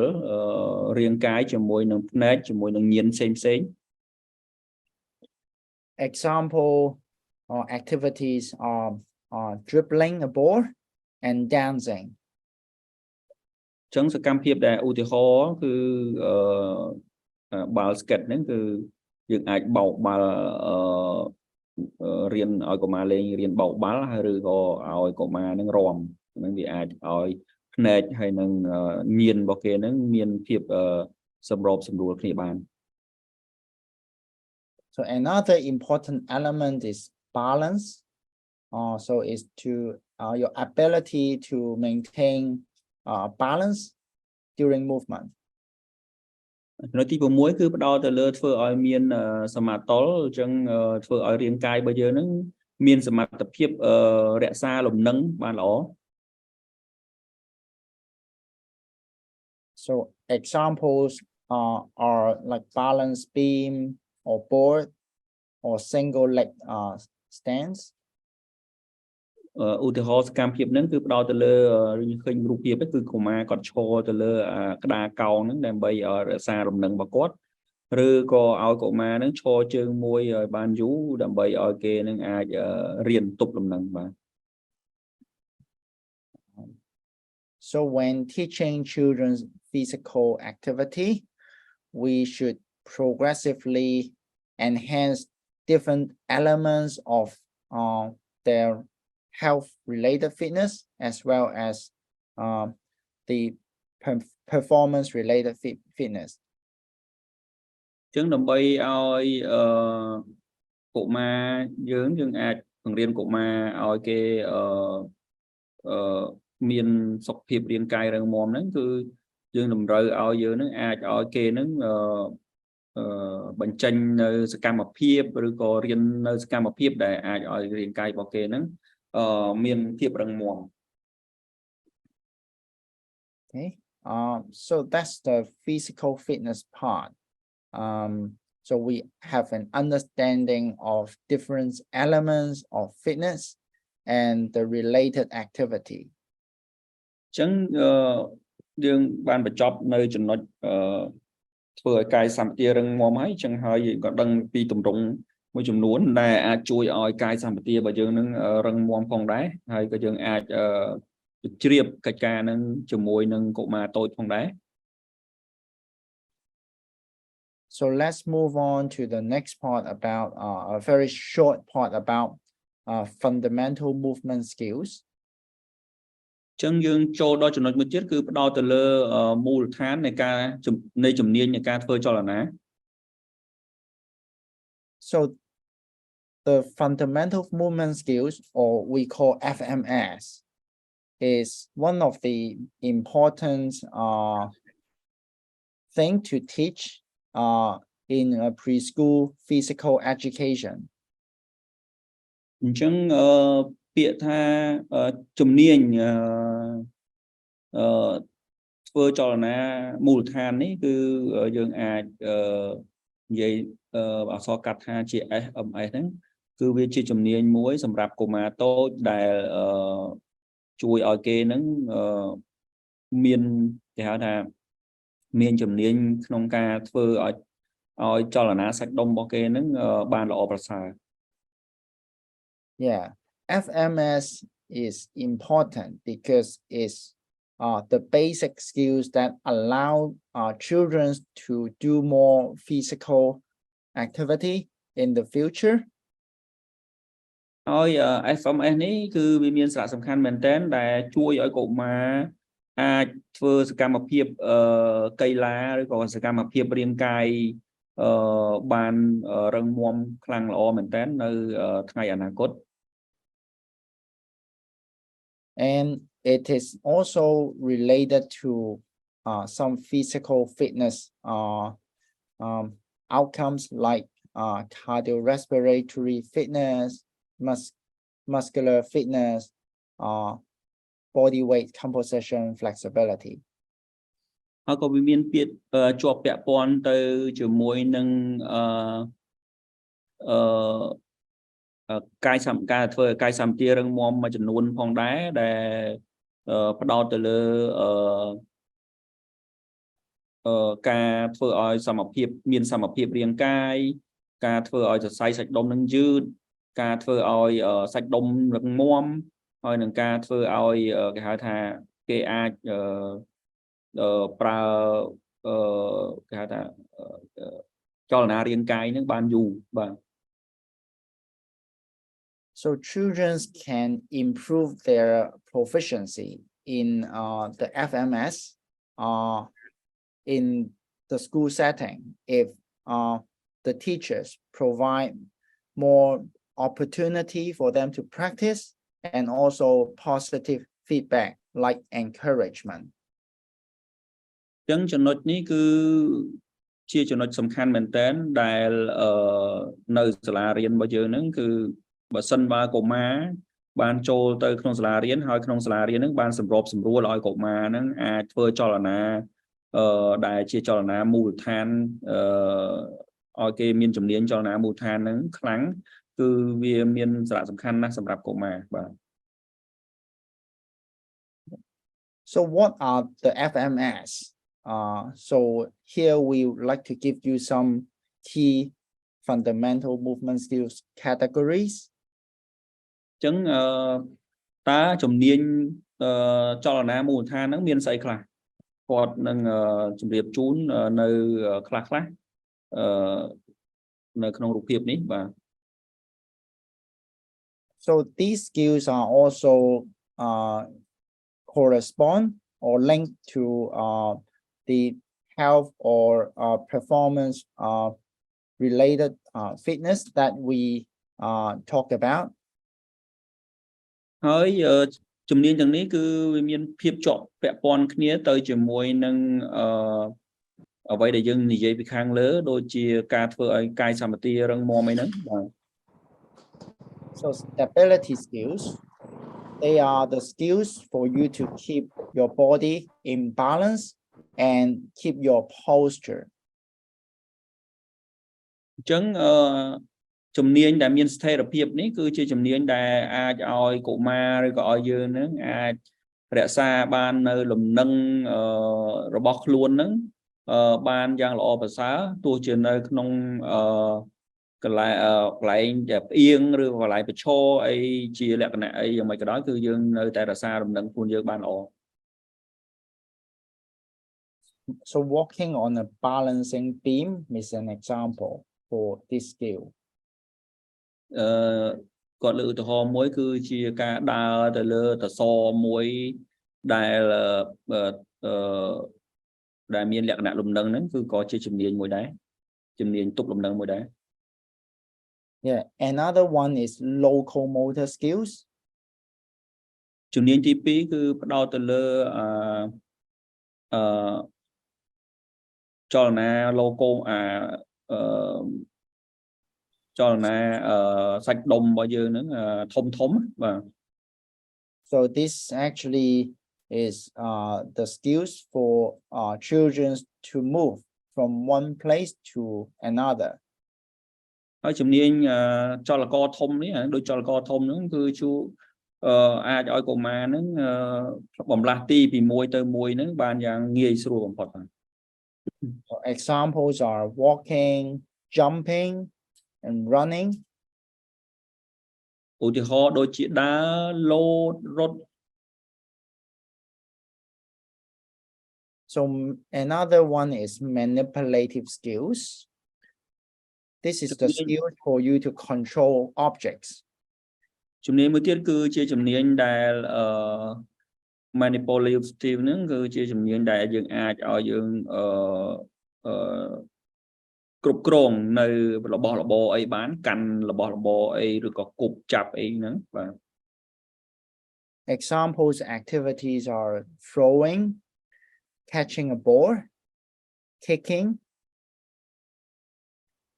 ឧទាហរណ៍គឺដូចជាខ្ញុំលើកឡើងអញ្ចឹងដូចជាការគប់ការកាន់ហើយនឹងការទាត់ឬក៏ការត្រេះបាល់អីផ្សេងៗបាទ So children may progressively improve their proficiency in their FMS. អញ្ចឹងជំនាញទាំងអស់នេះគឺកុមារត្រូវទទួលបានដើម្បីឲ្យជំនាញដែលបង្កើនជំនាញមូលដ្ឋានក្នុងការគ្រប់គ្រងរាងកាយឬក៏ដំណើររាងកាយនេះគឺត្រូវមានជាប់ប្រចាំជីវិតរបស់គេបាទ So the proficiency could be divided into 3 stages. ជំនាញនេះគឺត្រូវបានបែងចែកជា3ផ្សេងគ្នា So from initial stage they can only do the FMS slowly with very limited range of motion. នៅដំណាក់កាលដំបូងគឺគេអាចធ្វើចលនាFMS ហ្នឹងចលនាមូលដ្ឋានហ្នឹងយឺតមុននឹងគេអាចបានរៀនទប់ដំណឹងអីឬក៏មានជំនាញនឹងភ្ជាប់ខ្លួនច្បាស់លាស់ and they have poor stability as well. ហើយពួកគេនឹងអាចនឹងមានថាការដែលធ្វើអត់អអញ្ចឹងណាផងដែរនៅជាមួយគ្នាបាន And going to the emerging stage, their speed, their range of motion and stability improves. ចំណុច ដំណាក់កាលដែលគេដំណាក់កាលថ្មីហ្នឹងគឺគេមានភាពស្ទាត់ជំនាញហ្នឹងគេអាចមានល្បឿនឬក៏ការធ្វើការហ្នឹងរៀងលឿនជាងមុនបាទ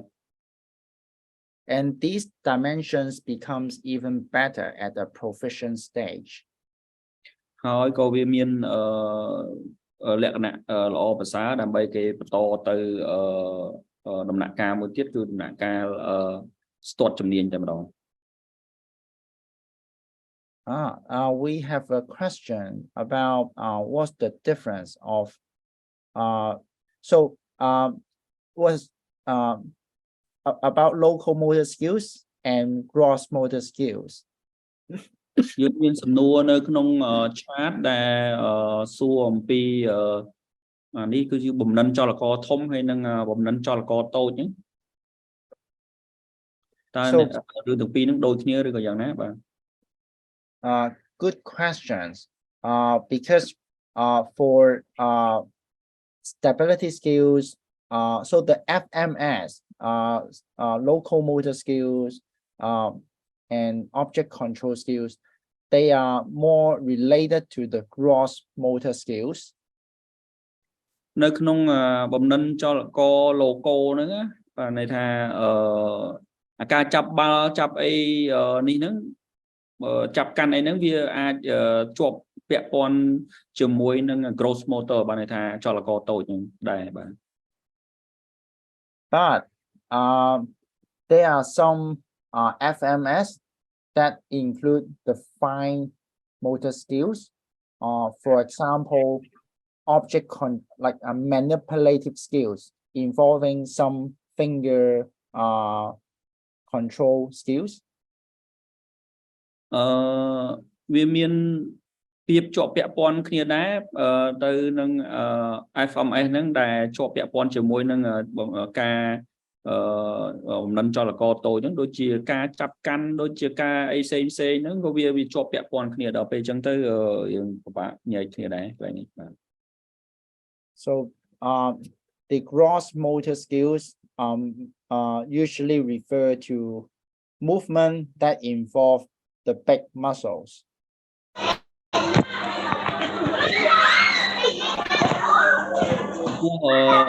Gross motor skill ហ្នឹងបានន័យថាបើមិនទៅវាអាចជាចលនាមួយដែលពាក់ព័ន្ធនឹងចលនាសាច់ដុំធំបាទ Right. So you have a good understanding about some of the fitness as well as the fundamental movement skills components. ចឹងប្រហែលជាលោកស្រីអាចស្វែងយល់បានច្រើនណាស់ចំពោះការបកស្រាយរបស់គាត់ហើយខ្ញុំអធិស្ឋានដែរយើងបកប្រែយ៉ាងច្រឡំខុសតិចដោយសារ gross motor ហ្នឹងវាជាបំណិនចលករធំឯងបាទខ្ញុំនិយាយថាជាចលករតូចពិតបំណិនចលករតូចគឺ fine motor បាទ because we have limited time and a lot of information in this lecture, so I'm going to go through this part a little bit more quick and skip a few slides. ដោយសារយើងមានព័ត៌មានច្រើននៅក្នុង slide នេះហើយយើងដល់វគ្គដល់ខ្លឹមសារថ្មីនេះគឺគាត់នឹងរៀងពន្លឿននៅការបង្ហាញរបស់គាត់តិចហើយយើងអាចនឹងបង្ហោះនៅ slide 2 3 ផងដែរ So I think this is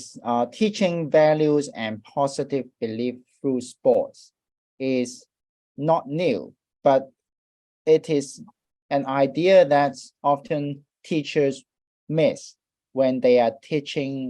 PE class. ចឹងចំណុចនេះគឺផ្ដោតទៅលើការបង្កើននៅគុណតម្លៃនិងភាពជឿជាក់បែបវិជ្ជមានក្នុងការតាមរយៈសកម្មភាពកីឡាហើយលោកស្រីគឺថាសកម្មភាពនេះគឺវាមានមិនមែនថ្មីទេប៉ុន្តែសំខាន់គឺគ្រូបង្រៀនគឺត្រូវមានការថាផ្ដោតការយកចិត្តទុកដាក់ថារឿងនេះវាសំខាន់គឺអត់បាទ Because doing sports or physical activity is one of the best environments to teach children's good values? ដោយសារសកម្មភាពកីឡាឬក៏សកម្មភាពរាងកាយដែលមានលក្ខណៈវិជ្ជមានហ្នឹងគឺវាជួយឲ្យកុមារហ្នឹងមានគុណតម្លៃល្អប្រសើរ This way they can learn how to be more confident and be more hardworking. ហើយពួកគេនឹងអាចមាននៅគេថាបញ្ចេញមានលក្ខណៈភាពជឿជាក់លើខ្លួនឯងហើយនឹងអាចហៅថាគ្រប់គ្រងខ្លួនឯងបានល្អ Sports can actually be a tool for improving children's communication skills. ហើយសកម្មភាពកីឡាក៏វាជាឧបករណ៍មួយសម្រាប់ឲ្យកុមារនឹងអាចបង្កើននៅកិច្ចទំនាក់ទំនងគ្នាឬក៏ជំនាញទំនាក់ទំនងគ្នារបស់គេផងដែរ To enhance the teamwork and also a sense of responsibility. ចំពោះជំនាញសង្គមវិញគឺគេអាចបង្កើននៅញៀនឬក៏បង្កើននៅជំនាញក្នុងការទទួលខុសត្រូវ It also introduce the Olympic value that we strive for excellence. ហើយក៏វាអាចជាគេហៅថាគុណតម្លៃស្នូលមួយដែរនៅក្នុងការគេថាឆ្ពោះទៅរកជើងឯកអូឡ িম্প ពិកអីចឹងបាទ And we respect and care for our friends and also even opponents. ចឹងគុណតម្លៃនៃកីឡាអូឡ িম্প ពិកហ្នឹងគឺទី1គឺគេផ្ដោតទៅលើការគោរពហើយនឹងការកសាងមិត្តភាពហើយនឹងរក្សានៅអ្វីដែលគេហៅថាល្អប្រសើររហូត There are also other important values that teachers can introduce to children through sports. ហើយក៏មានគុណតម្លៃមួយចំនួនដែលគ្រូអាចបង្រៀនដល់កុមារតាមរយៈកីឡា Like facing challenge more proactively. ចំណុចទី1គឺផ្ដោតទៅលើឲ្យកុមារនឹងអាចហ៊ានឆ្លងឧបសគ្គយ៉ាងសកម្ម To cope with stress. ហើយអាចគេហៅថារៀនបំបត្តិនៅ stress មួយចំនួន So never giving up and coming back from failure. ហើយគឺរៀនអំពីគេហៅថាមិនឲ្យក្នុងខ្លួនយើងនឹងមានភាពអស់សង្ឃឹមហើយបើសិនជាបរាជ័យគឺត្រូវរៀនក្រោកឈរដើម្បីតស៊ូបន្តទៀត So it is important that teachers keep these values in mind when they are delivering their physical education classes. ចឹងវាមានសារៈសំខាន់ណាស់ដែលគ្រូមត្តេយ្យត្រូវរក្សានៅគុណតម្លៃទាំងអស់នេះដើម្បីជួយឲ្យកុមារនឹងអាចមានការអភិវឌ្ឍនៅជំនាញផ្សេងៗដែលយើងបានលើកឡើងនេះបាទ So here comes to our last part. We have some practical suggestion for you to teach physical education. ចឹងយើងមកដល់ចំណុចចុងក្រោយហើយគឺយើងមានជាអនុសាសន៍មួយចំនួនដើម្បីជូនដល់លោកស្រីផ្សារភ្ជាប់ជាមួយនឹងការអប់រំលើសកម្មភាពរាងកាយនេះបាទ So first thing is how to increase the time for children to be more physically active in the kindergarten. ចំណុចទី1គឺផ្ដោតទៅលើយើងត្រូវរកគ្រប់មធ្យោបាយទាំងអស់ដើម្បីឲ្យកុមារហ្នឹងគឺចំណាយពេលទៅលើការបញ្ចេញនៅសកម្មភាពរាងកាយរបស់គេហ្នឹងគឺគ្រប់ពេលវេលាតែម្ដង One idea is to integrate physical activity in most of the classes, including the normal classes like language and music. ចំណុចទី1គឺសូមឲ្យលោកស្រីនឹងគិតអំពីសកម្មភាពទៅរួមបញ្ចូលគ្នា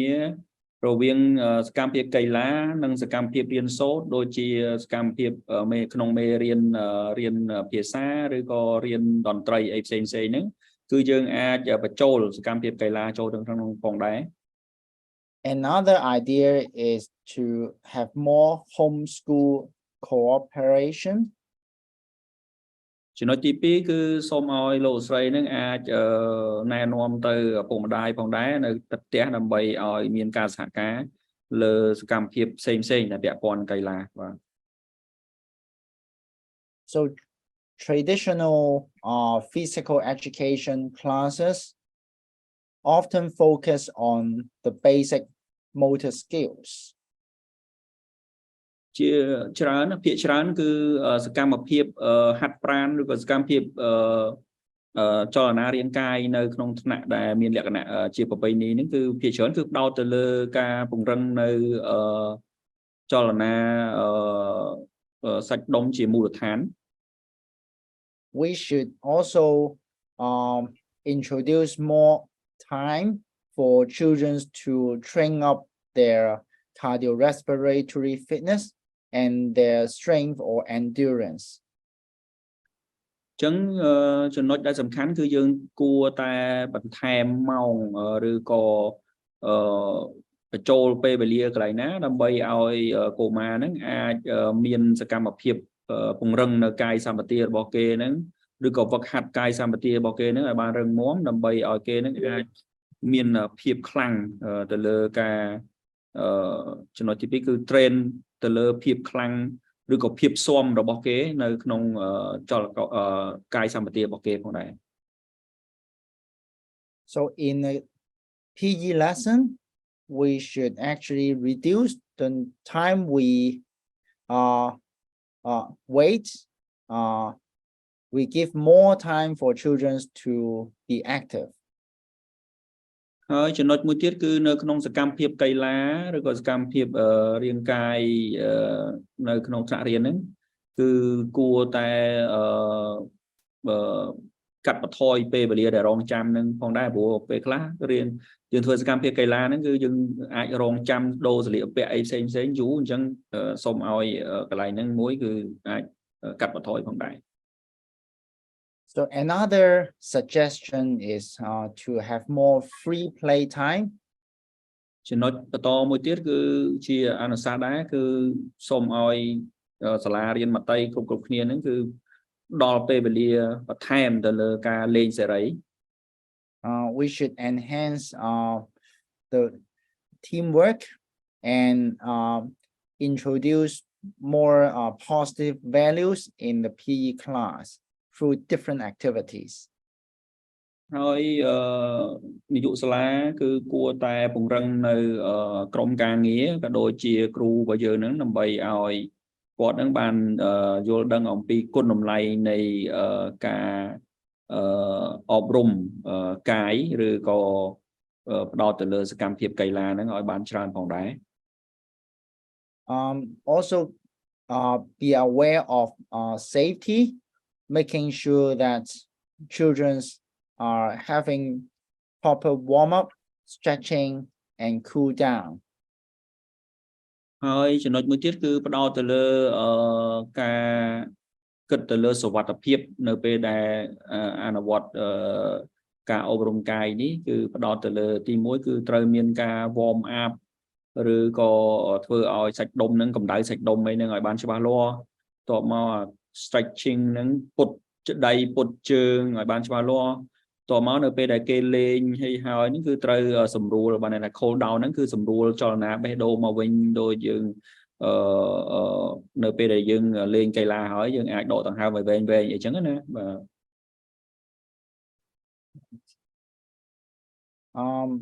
we should give more chance and be positive for children to be physically active ហើយក៏យើងអាចផ្ដល់ឱកាសទៅដល់កុមារដើម្បីឲ្យគេនឹងអាចធ្វើចលនាកីឡាហ្នឹងតាមបែបវិជ្ជមានហ្នឹងឲ្យល្អប្រសើរផងដែរ so we as teachers should not always think that students should only sit in their class ចឹងបើយើងជាគ្រូបរិញ្ញាបត្រគឺយើងមិនអាចឲ្យកុមារហ្នឹងអង្គុយតែនៅក្នុងថ្នាក់តែមួយមុខទេបាទ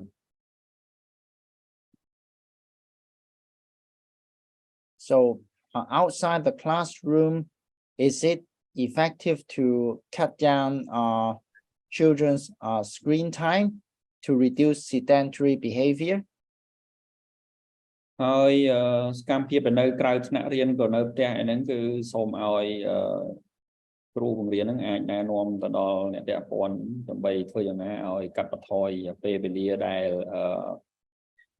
នៅកាន់ទូរស័ព្ទឬក៏នៅតែមុខកញ្ចក់ទូរទស្សន៍អីផ្សេងហ្នឹងផងដែរដើម្បី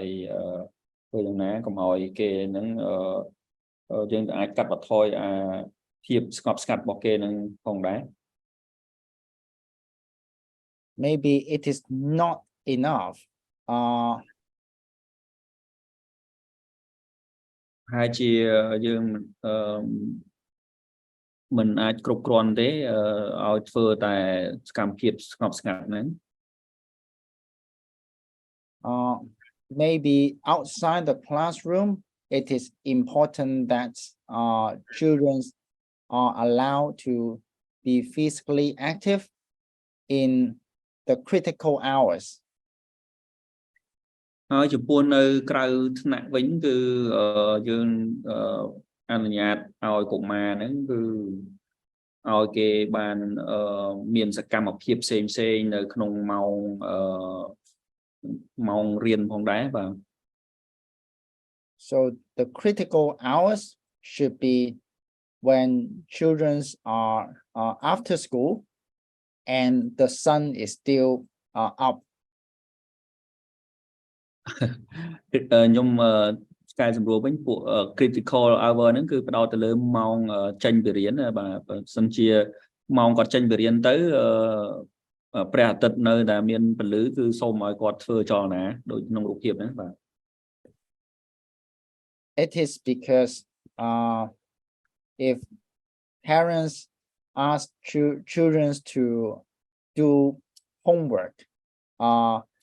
right after school then they might miss these critical hours បើសិនជាម៉ោងដែលគាត់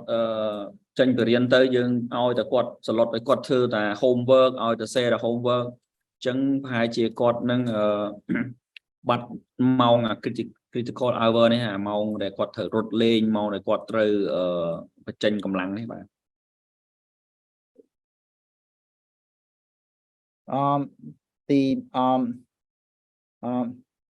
another way to promote physical activity is through active transportation ចំណុចមួយទៀតដើម្បីធ្វើឲ្យមានរាងកាយហ្នឹងកាន់តែមានភាពរឹងមាំគឺយើងត្រូវផ្ដល់នៅមធ្យោបាយធ្វើដំណើរដែលមានភាពសកម្មសម្រាប់កុមារ but whether it is working depends on the roads and safety environments ប៉ុន្តែយើងត្រូវគិតផងដែរថាមធ្យោបាយធ្វើដំណើរមានភាពសកម្មហ្នឹងគឺត្រូវមានសុវត្ថិភាពត្រូវមានការការពារអីបានត្រឹមត្រូវអំពីការប្រកាសការគ្រោះថ្នាក់នៅលើដងផ្លូវបាទ okay so inside the classroom what can we do maybe setting up a stand-up classroom ចំពោះនៅក្នុងថ្នាក់រៀនវិញប្រសិនបើយើងចង់ឲ្យមានការធ្វើចលនាសកម្មគឺយើងត្រូវរៀបចំជាថ្នាក់រៀនដែលអត់មានកៅអីទេគឺឈររហូតបាទ It should be effectively reduce the time students sit down.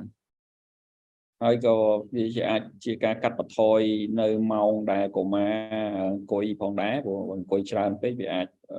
មានចលនារាងកាយអត់សូវមានអញ្ចឹងទៅបាទ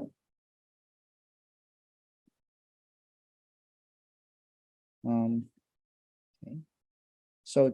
during the lessons, maybe even children sit down, try to give them a break. អញ្ចឹងនៅក្នុងពេលបង្រៀនវិញគឺយើងអាចជាយាមហៅកុមារឲ្យមានចលនាធ្វើចលនាជាជាងឲ្យគេសម្រាកបាទ So this break teachers should encourage children to be physically active. ចឹងនៅក្នុងពេលសម្រាកហ្នឹងគឺគ្រូហ្នឹងគួរតែលើកទឹកចិត្តឲ្យកុមារមានសកម្មភាពមានសកម្មភាពរាងកាយផងដែរ So even between lessons, maybe when students are waiting, teachers may give them something to do. ក្នុងកំឡុងពេលដែលកុមារចាំទៅផ្ទះវិញឬក៏ចាំធ្វើអីមួយហ្នឹងគឺអាចឲ្យយើងធ្វើឲ្យកុមារគ្រូបង្រៀនហ្នឹងអាចឲ្យសកម្មភាពកុមារហ្នឹងធ្វើអីមួយទៅដើម្បីឲ្យកុំឲ្យគេហ្នឹងអត់សកម្មបាទ So children can spend their waiting time to be physically active. អញ្ចឹងកុមារគឺអាចធ្វើសកម្មភាពអីដែលមានភាពសកម្មហ្នឹងក្នុងកំឡុងពេលដែលគេរងចាំហ្នឹងផងដែរ Set up some physically active song would be an idea. អញ្ចឹងការដែលរៀបចំនៅសកម្មភាពឬក៏សម្ភារៈល្បែងជាលក្ខណៈកីឡាហ្នឹងគឺជាគំនិតមួយដែលល្អប្រសើរផងដែរ Right. So today we went through a lot of different important concepts of physical activity and movement. អញ្ចឹងអរគុណច្រើនអរលោកស្រីហើយថ្ងៃនេះគឺយើងបានឆ្លងកាត់ខ្លឹមសារច្រើនដែលពាក់ព័ន្ធនឹងសកម្មភាពអប់រំកាយហើយនិងសកម្មភាពធ្វើចលនាសម្រាប់កុមារតូច So I hope you enjoy my talk today. ហើយខ្ញុំសង្ឃឹមថាលោកស្រីនឹងមានសេចក្តីរីករាយក្នុងការចូលរួមនៅក្នុងបទបង្ហាញរបស់ខ្ញុំនាថ្ងៃនេះបាទ So I think that's it for my talk today. Thanks very much for listening. ហើយខ្ញុំបញ្ចប់នៅបទបង្ហាញរបស់ខ្ញុំថ្ងៃនេះហើយសូមអរគុណច្រើនចំពោះលោកស្រីដែលបានយកចិត្តទុកដាក់ស្ដាប់បាទ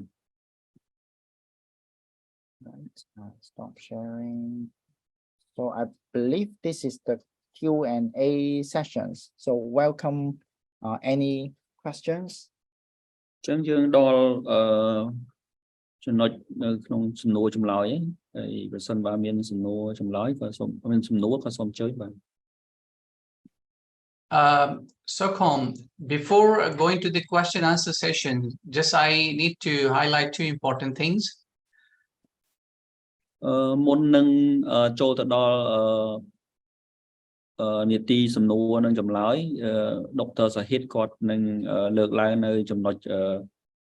សំខាន់ 2-3 ចំណុចបាទ The first thing is about your feedback. I would request all the participants to share your feedback with us so that we can improve our ways of reaching you out through different activities, and also it will help us highlight different topics you want us to organize for you in the future. ចំណុចទី1គឺយើងមានតំណដែលលោកស្រីអាចឃើញនៅក្នុងនេះគឺជាតំណដែលស្នើសុំឲ្យលោកស្រីបំពេញនៅ មតិយោបល់មួយចំនួនដើម្បីធ្វើការកែលម្អវគ្គសិក្ខាសាលារបស់យើងឲ្យកាន់តែល្អប្រសើរឬក៏លោកស្រីមានសំណូមពរទៅលើប្រធានបទអីថ្មីគឺសូមអញ្ជើញនៅក្នុងតំណនេះបាទ And the second thing is, you know, this is in fact our 5th online talk or session or workshop. So far, we already have completed or conducted 4 workshops. Now, through this link, you can access all those recorded talks or workshops on YouTube. So feel free to access those. If someone wants to share with others, please feel free to share. This is available and on YouTube, and you can access it through this link. នៅក្នុង link នេះគឺជា link មួយដែលបានបញ្ចូលនៅវីដេអូសម្រាប់workshop របស់យើងហើយយើងបានធ្វើ workshop ចំនួន 400 ហើយក៏បានបញ្ចូលនៅក្នុង link YouTube នេះដែរហើយបើសិនបើលោកស្រីចង់ share ទៅណាក៏បានដែរអត់អីទេអាហ្នឹងគឺ free សម្រាប់ចែករំលែកតែម្ដងបាទ Now, questions and answers, please. You can either ask directly, either in English or Khmer. Our translators will help us convey your message to our speaker. Or you can write your question in the chat box. លោកស្រីអាចសួរជាសំណួរជាភាសាខ្មែរក៏បានអង់គ្លេសក៏បានដោយសារយើងអាចនឹងបកប្រែជូនបើសិនជាសួរជាភាសាខ្មែរហើយលោកស្រីអាចសួរជាសំណួរនៅក្នុង chat box ក៏បានដែរហើយក៏ខ្ញុំសូមអធិស្ឋានដែរដោយសារថ្ងៃនេះអត់សូវមានគេថាបកប្រែអត់រលូនប៉ុន្មានទេដោយសារខ្ញុំមានប្រជុំមួយទៀតហើយប្រជុំមួយហ្នឹងក៏ត្រូវការខ្ញុំដើម្បីឆ្លើយសំណួរដែរអញ្ចឹងរៀងទៅមកដោយរៀងចង់វែងតិចដែរបាទប៉ាងមករា and we get your slide មាន from Yes. I think Dr. Karim's should have my slides today. So yeah, you're very welcome to share my slides to the students. Thank you, Dr. Derwin. I will definitely pass on to all the participants who have been attending or have attended and share these slides with them. Thank you so much. ចឹងមានគ្នាយើងសុំ slide គាត់ហើយគាត់ Dr. Sahid នឹងចែករំលែកនៅ slide នេះនៅក្នុងសិក្ខាកាមរបស់យើងហើយទាំងលោកលោកស្រីអ្នកដែលបានចូលរួមអីនឹងអាចចែករំលែកគ្នាក្នុងក្រុមបានអត់អីទេបាទ one question from Madam Soplane. How many hour that we can train the physical movement per week? It's a question that's always important to teachers. There are actually, according to, it depends on the age. If you look at the slides, we have the WHO have recommendations to different age groups. ចឹងវាជាសំណួរដែលមានសារៈសំខាន់ណាស់ហើយគ្រប់ពេលវេលាដែលគាត់បង្ហាញគឺមានគ្រូសួរនៅសំណួរនេះរាល់ដងអញ្ចឹងសំណួរនេះគឺអាស្រ័យទៅលើក្រុមអាយុរបស់កុមារបើសិនជាលេងអាចចូលទៅមើល slide របស់គាត់គឺដឹងថាអង្គការ WHO គឺបានកំណត់ថាអាយុពីប្រមាណទៅប្រមាណហ្នឹងគឺត្រូវមានសកម្មភាពធ្វើចលនាប្រមាណម៉ោងសកម្មភាពធ្វើចលនាប្រមាណម៉ោងក្នុងមួយថ្ងៃហើយបើសិនជាអាយុគាត់ធំទៅយើងអាចធ្វើច្រើនម៉ោងជាងហ្នឹងអញ្ចឹងណាអញ្ចឹងនៅពេលដែលយើងចែក slide ជូនគឺបងនឹងអាចឃើញថាតើធ្វើចលនាប្រមាណម៉ោងក្នុងមួយថ្ងៃអញ្ចឹងយើងគុណទៅជាសប្តាហ៍ទៅដឹងហើយបាទ Yep. So the general response should be, yeah, you should target 1 hour moderate to vigorous physical activity. ប៉ុន្តែគាត់ចម្លើយរបស់គាត់ជាទូទៅគឺសូមឲ្យអាចចំណាយពេលជាមធ្យមក្នុង1ម៉ោងដើម្បីឲ្យមានរាងកាយនឹងមានចលនាលំហាត់ប្រាណហ្នឹងបាទ And if your kindergarten allow do 2 more hours of any intensity of physical activity, it will be very nice. ហើយបើសិនជាសាលាមត្តេយ្យរបស់អលោកស្រីអនុញ្ញាតឲ្យបន្ថែមម៉ោងក្នុងការធ្វើចលនានឹងរហូតដល់2ម៉ោង3ម៉ោងឬក៏ច្រើនជាងហ្នឹងគឺវាជាការល្អប្រសើរបំផុតហើយបាទ One question from Ms. D. Propay. She would like to know the way that to challenge with the children has overweight. Do you have any strategy for them to reduce their weight to be normal weight? Yes. I think we have to look at two things. One is their physical activity level, and second is the diet. អញ្ចឹង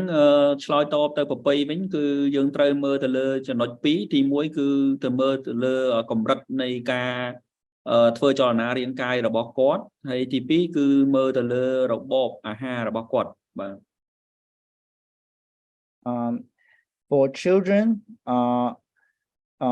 who are overweight at this age is fighting against obesity is a lifelong battle. បើសិនបើជាកុមារដែលគាត់មានរាងកាយល្អមមគឺវាអាចធ្វើឲ្យគាត់មានអាយុវែងបាទ So as teachers we should try to change their habits and lifestyle. ហើយបើសិនជាកុមារដែលមាននៅក្នុងកម្រិតនោះគឺគ្រូបង្រៀនត្រូវរៀបចំផែនការដើម្បីធ្វើយ៉ាងណាឲ្យគេហៅថាប្រែប្រួល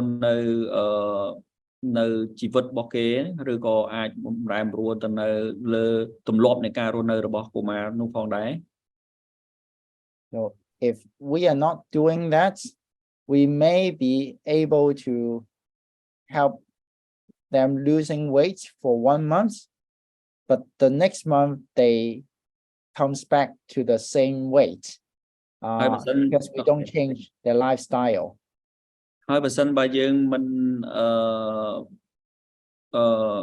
ជួយឲ្យកុមារហ្នឹងហៅថាកែលម្អនៅខ្សែជីវិតឬក៏របៀបរស់នៅរបស់គាត់ទេយើងទោះជាយើងធ្វើឲ្យគាត់ស្រកគីឡូក្នុងមួយខែហ្នឹងក៏ដោយប៉ុន្តែខែក្រោយហ្នឹងគាត់អាចត្រឡប់ទៅរកទម្លាប់របស់គាត់វិញអាចនឹងញ៉ាំច្រើនអីចឹងទៅអញ្ចឹងគីឡូហ្នឹងអាចឡើងវិញផងដែរអញ្ចឹងអ្វីដែលសំខាន់គឺធ្វើឲ្យទម្លាប់នៃការរស់នៅរបស់គាត់ហ្នឹងប្រែប្រួលបាទ Yep. I think that's my answer. ខ្ញុំសង្ឃឹមថាអ្វីដែលគាត់ឆ្លើយហ្នឹងគឺឆ្លើយទៅសំណួររបស់ប្រពៃហ៎បាទ Another one question related to how do available age of children that they can do the writing with possible writing. Yes. Possible writing? Yes, possible writing age of the children. Writing means writing some words. ចឹងគាត់ចង់សួរបញ្ជាក់ដែរថាតើការសរសេរអក្សរនេះគឺសរសេរជាពាក្យអីហ្មងឬក៏គ្រាន់តែកាន់អក្សរដីខ្មៅអីទេបាទ I think in the question also mentioned about the writing the letter. Oh, okay. Yeah, this is actually probably beyond the topic of this is about the language and also fine motor skills. Yeah. So this is somewhat beyond what today's lecture. ចឹងសំណួរហ្នឹងវាដូចថា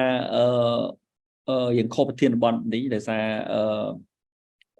វាអាចចូលទៅក្នុងការរៀនសរសេរអក្សរក៏ដូចជាប្រធានបទនៅក្នុងការធ្វើចលករតូចអញ្ចឹងណាអញ្ចឹងថ្ងៃនេះប្រហែលជាបដោតលើតែចលករធំអញ្ចឹងប្រហែលជាអាចនឹងលើកប្រធានបទហ្នឹងទៅថ្ងៃក្រោយអីទៀតអញ្ចឹងបាទ Yep. Do we have the next question? I think that's all question. Yeah, then it's excellent. Yeah, thanks for all the questions. It's a good session. All right. So if we don't have any more questions, then let me just thank our speaker on the behalf of participants as well as our project team for his valuable time and his sharing knowledge with us. So thank you so much, Dr. Derwin, for your time and knowledge. Right, it's a pleasure. Yeah. Have a good evening, everyone. Okay. សូមអរ Okay. គុណច្រើនចំពោះដុកទ័រ Okay, once again, I would request the participants to share your feedback because it would help us improve the way we want to help you in your professional and personal lives.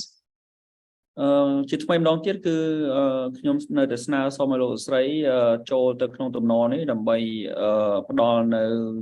មតិយោបល់ហើយក៏ផ្ដល់នៅជាអនុសាសន៍ផ្សេងៗឬក៏សំណូមពរផ្សេងៗដើម្បីឲ្យលោកស្រីអាចថាឬក៏សូមប្រធានបទអីបន្តទៀតដើម្បីជួយឲ្យជំនាញវិជ្ជាជីវៈឲ្យលោកស្រីមានការល្អប្រសើរបាទ And secondly, again, you can access all these recordings on YouTube anytime, and you can learn from these valuable sessions. ហើយលោកស្រីក៏អាចចូលទៅក្នុងតំណនេះដើម្បីមើលទៅក្នុងYouTube ហើយក៏អាចចែករំលែកនៅចំណេះដឹងនេះផងដែរឬក៏ចែករំលែកនៅ YouTube នេះផងដែរអីទេបាទ And towards the end, I would definitely like to thank you all for your time and for attending this session. Besides our valuable comments and informative session from our speaker. So I would also like to thank our translators, Miss Ling, Nick, and Soxocom, and also Yana. She is also helping us in our technical facilitation. She is helping us in giving us the support for doing all this in the background. Thank you so much, all of you. សូមអរគុណច្រើនចំពោះលោកស្រីដែលចំណាយពេលវេលាដ៏មានតម្លៃចូលរួមក្នុងការក្នុងសិក្ខាសាលានេះហើយក៏សូមអរគុណកញ្ញាលៀងកិច្ចលោកសុខុមហើយនិងកញ្ញាយ៉ាណាដែលជាអ្នករដ្ឋបាលរៀបចំនៅសិក្ខាសាលានេះបាទ So once again, thank you all for your time and joining us, and looking forward to see you in the next session next month. អរគុណ Bye ច្រើន bye. លោកស្រីទាំងអស់គ្នាហើយសង្ឃឹមថាយើងនឹងជួបគ្នានៅ session លើក្រោយទៀតនៅខែក្រោយបាទ Bye bye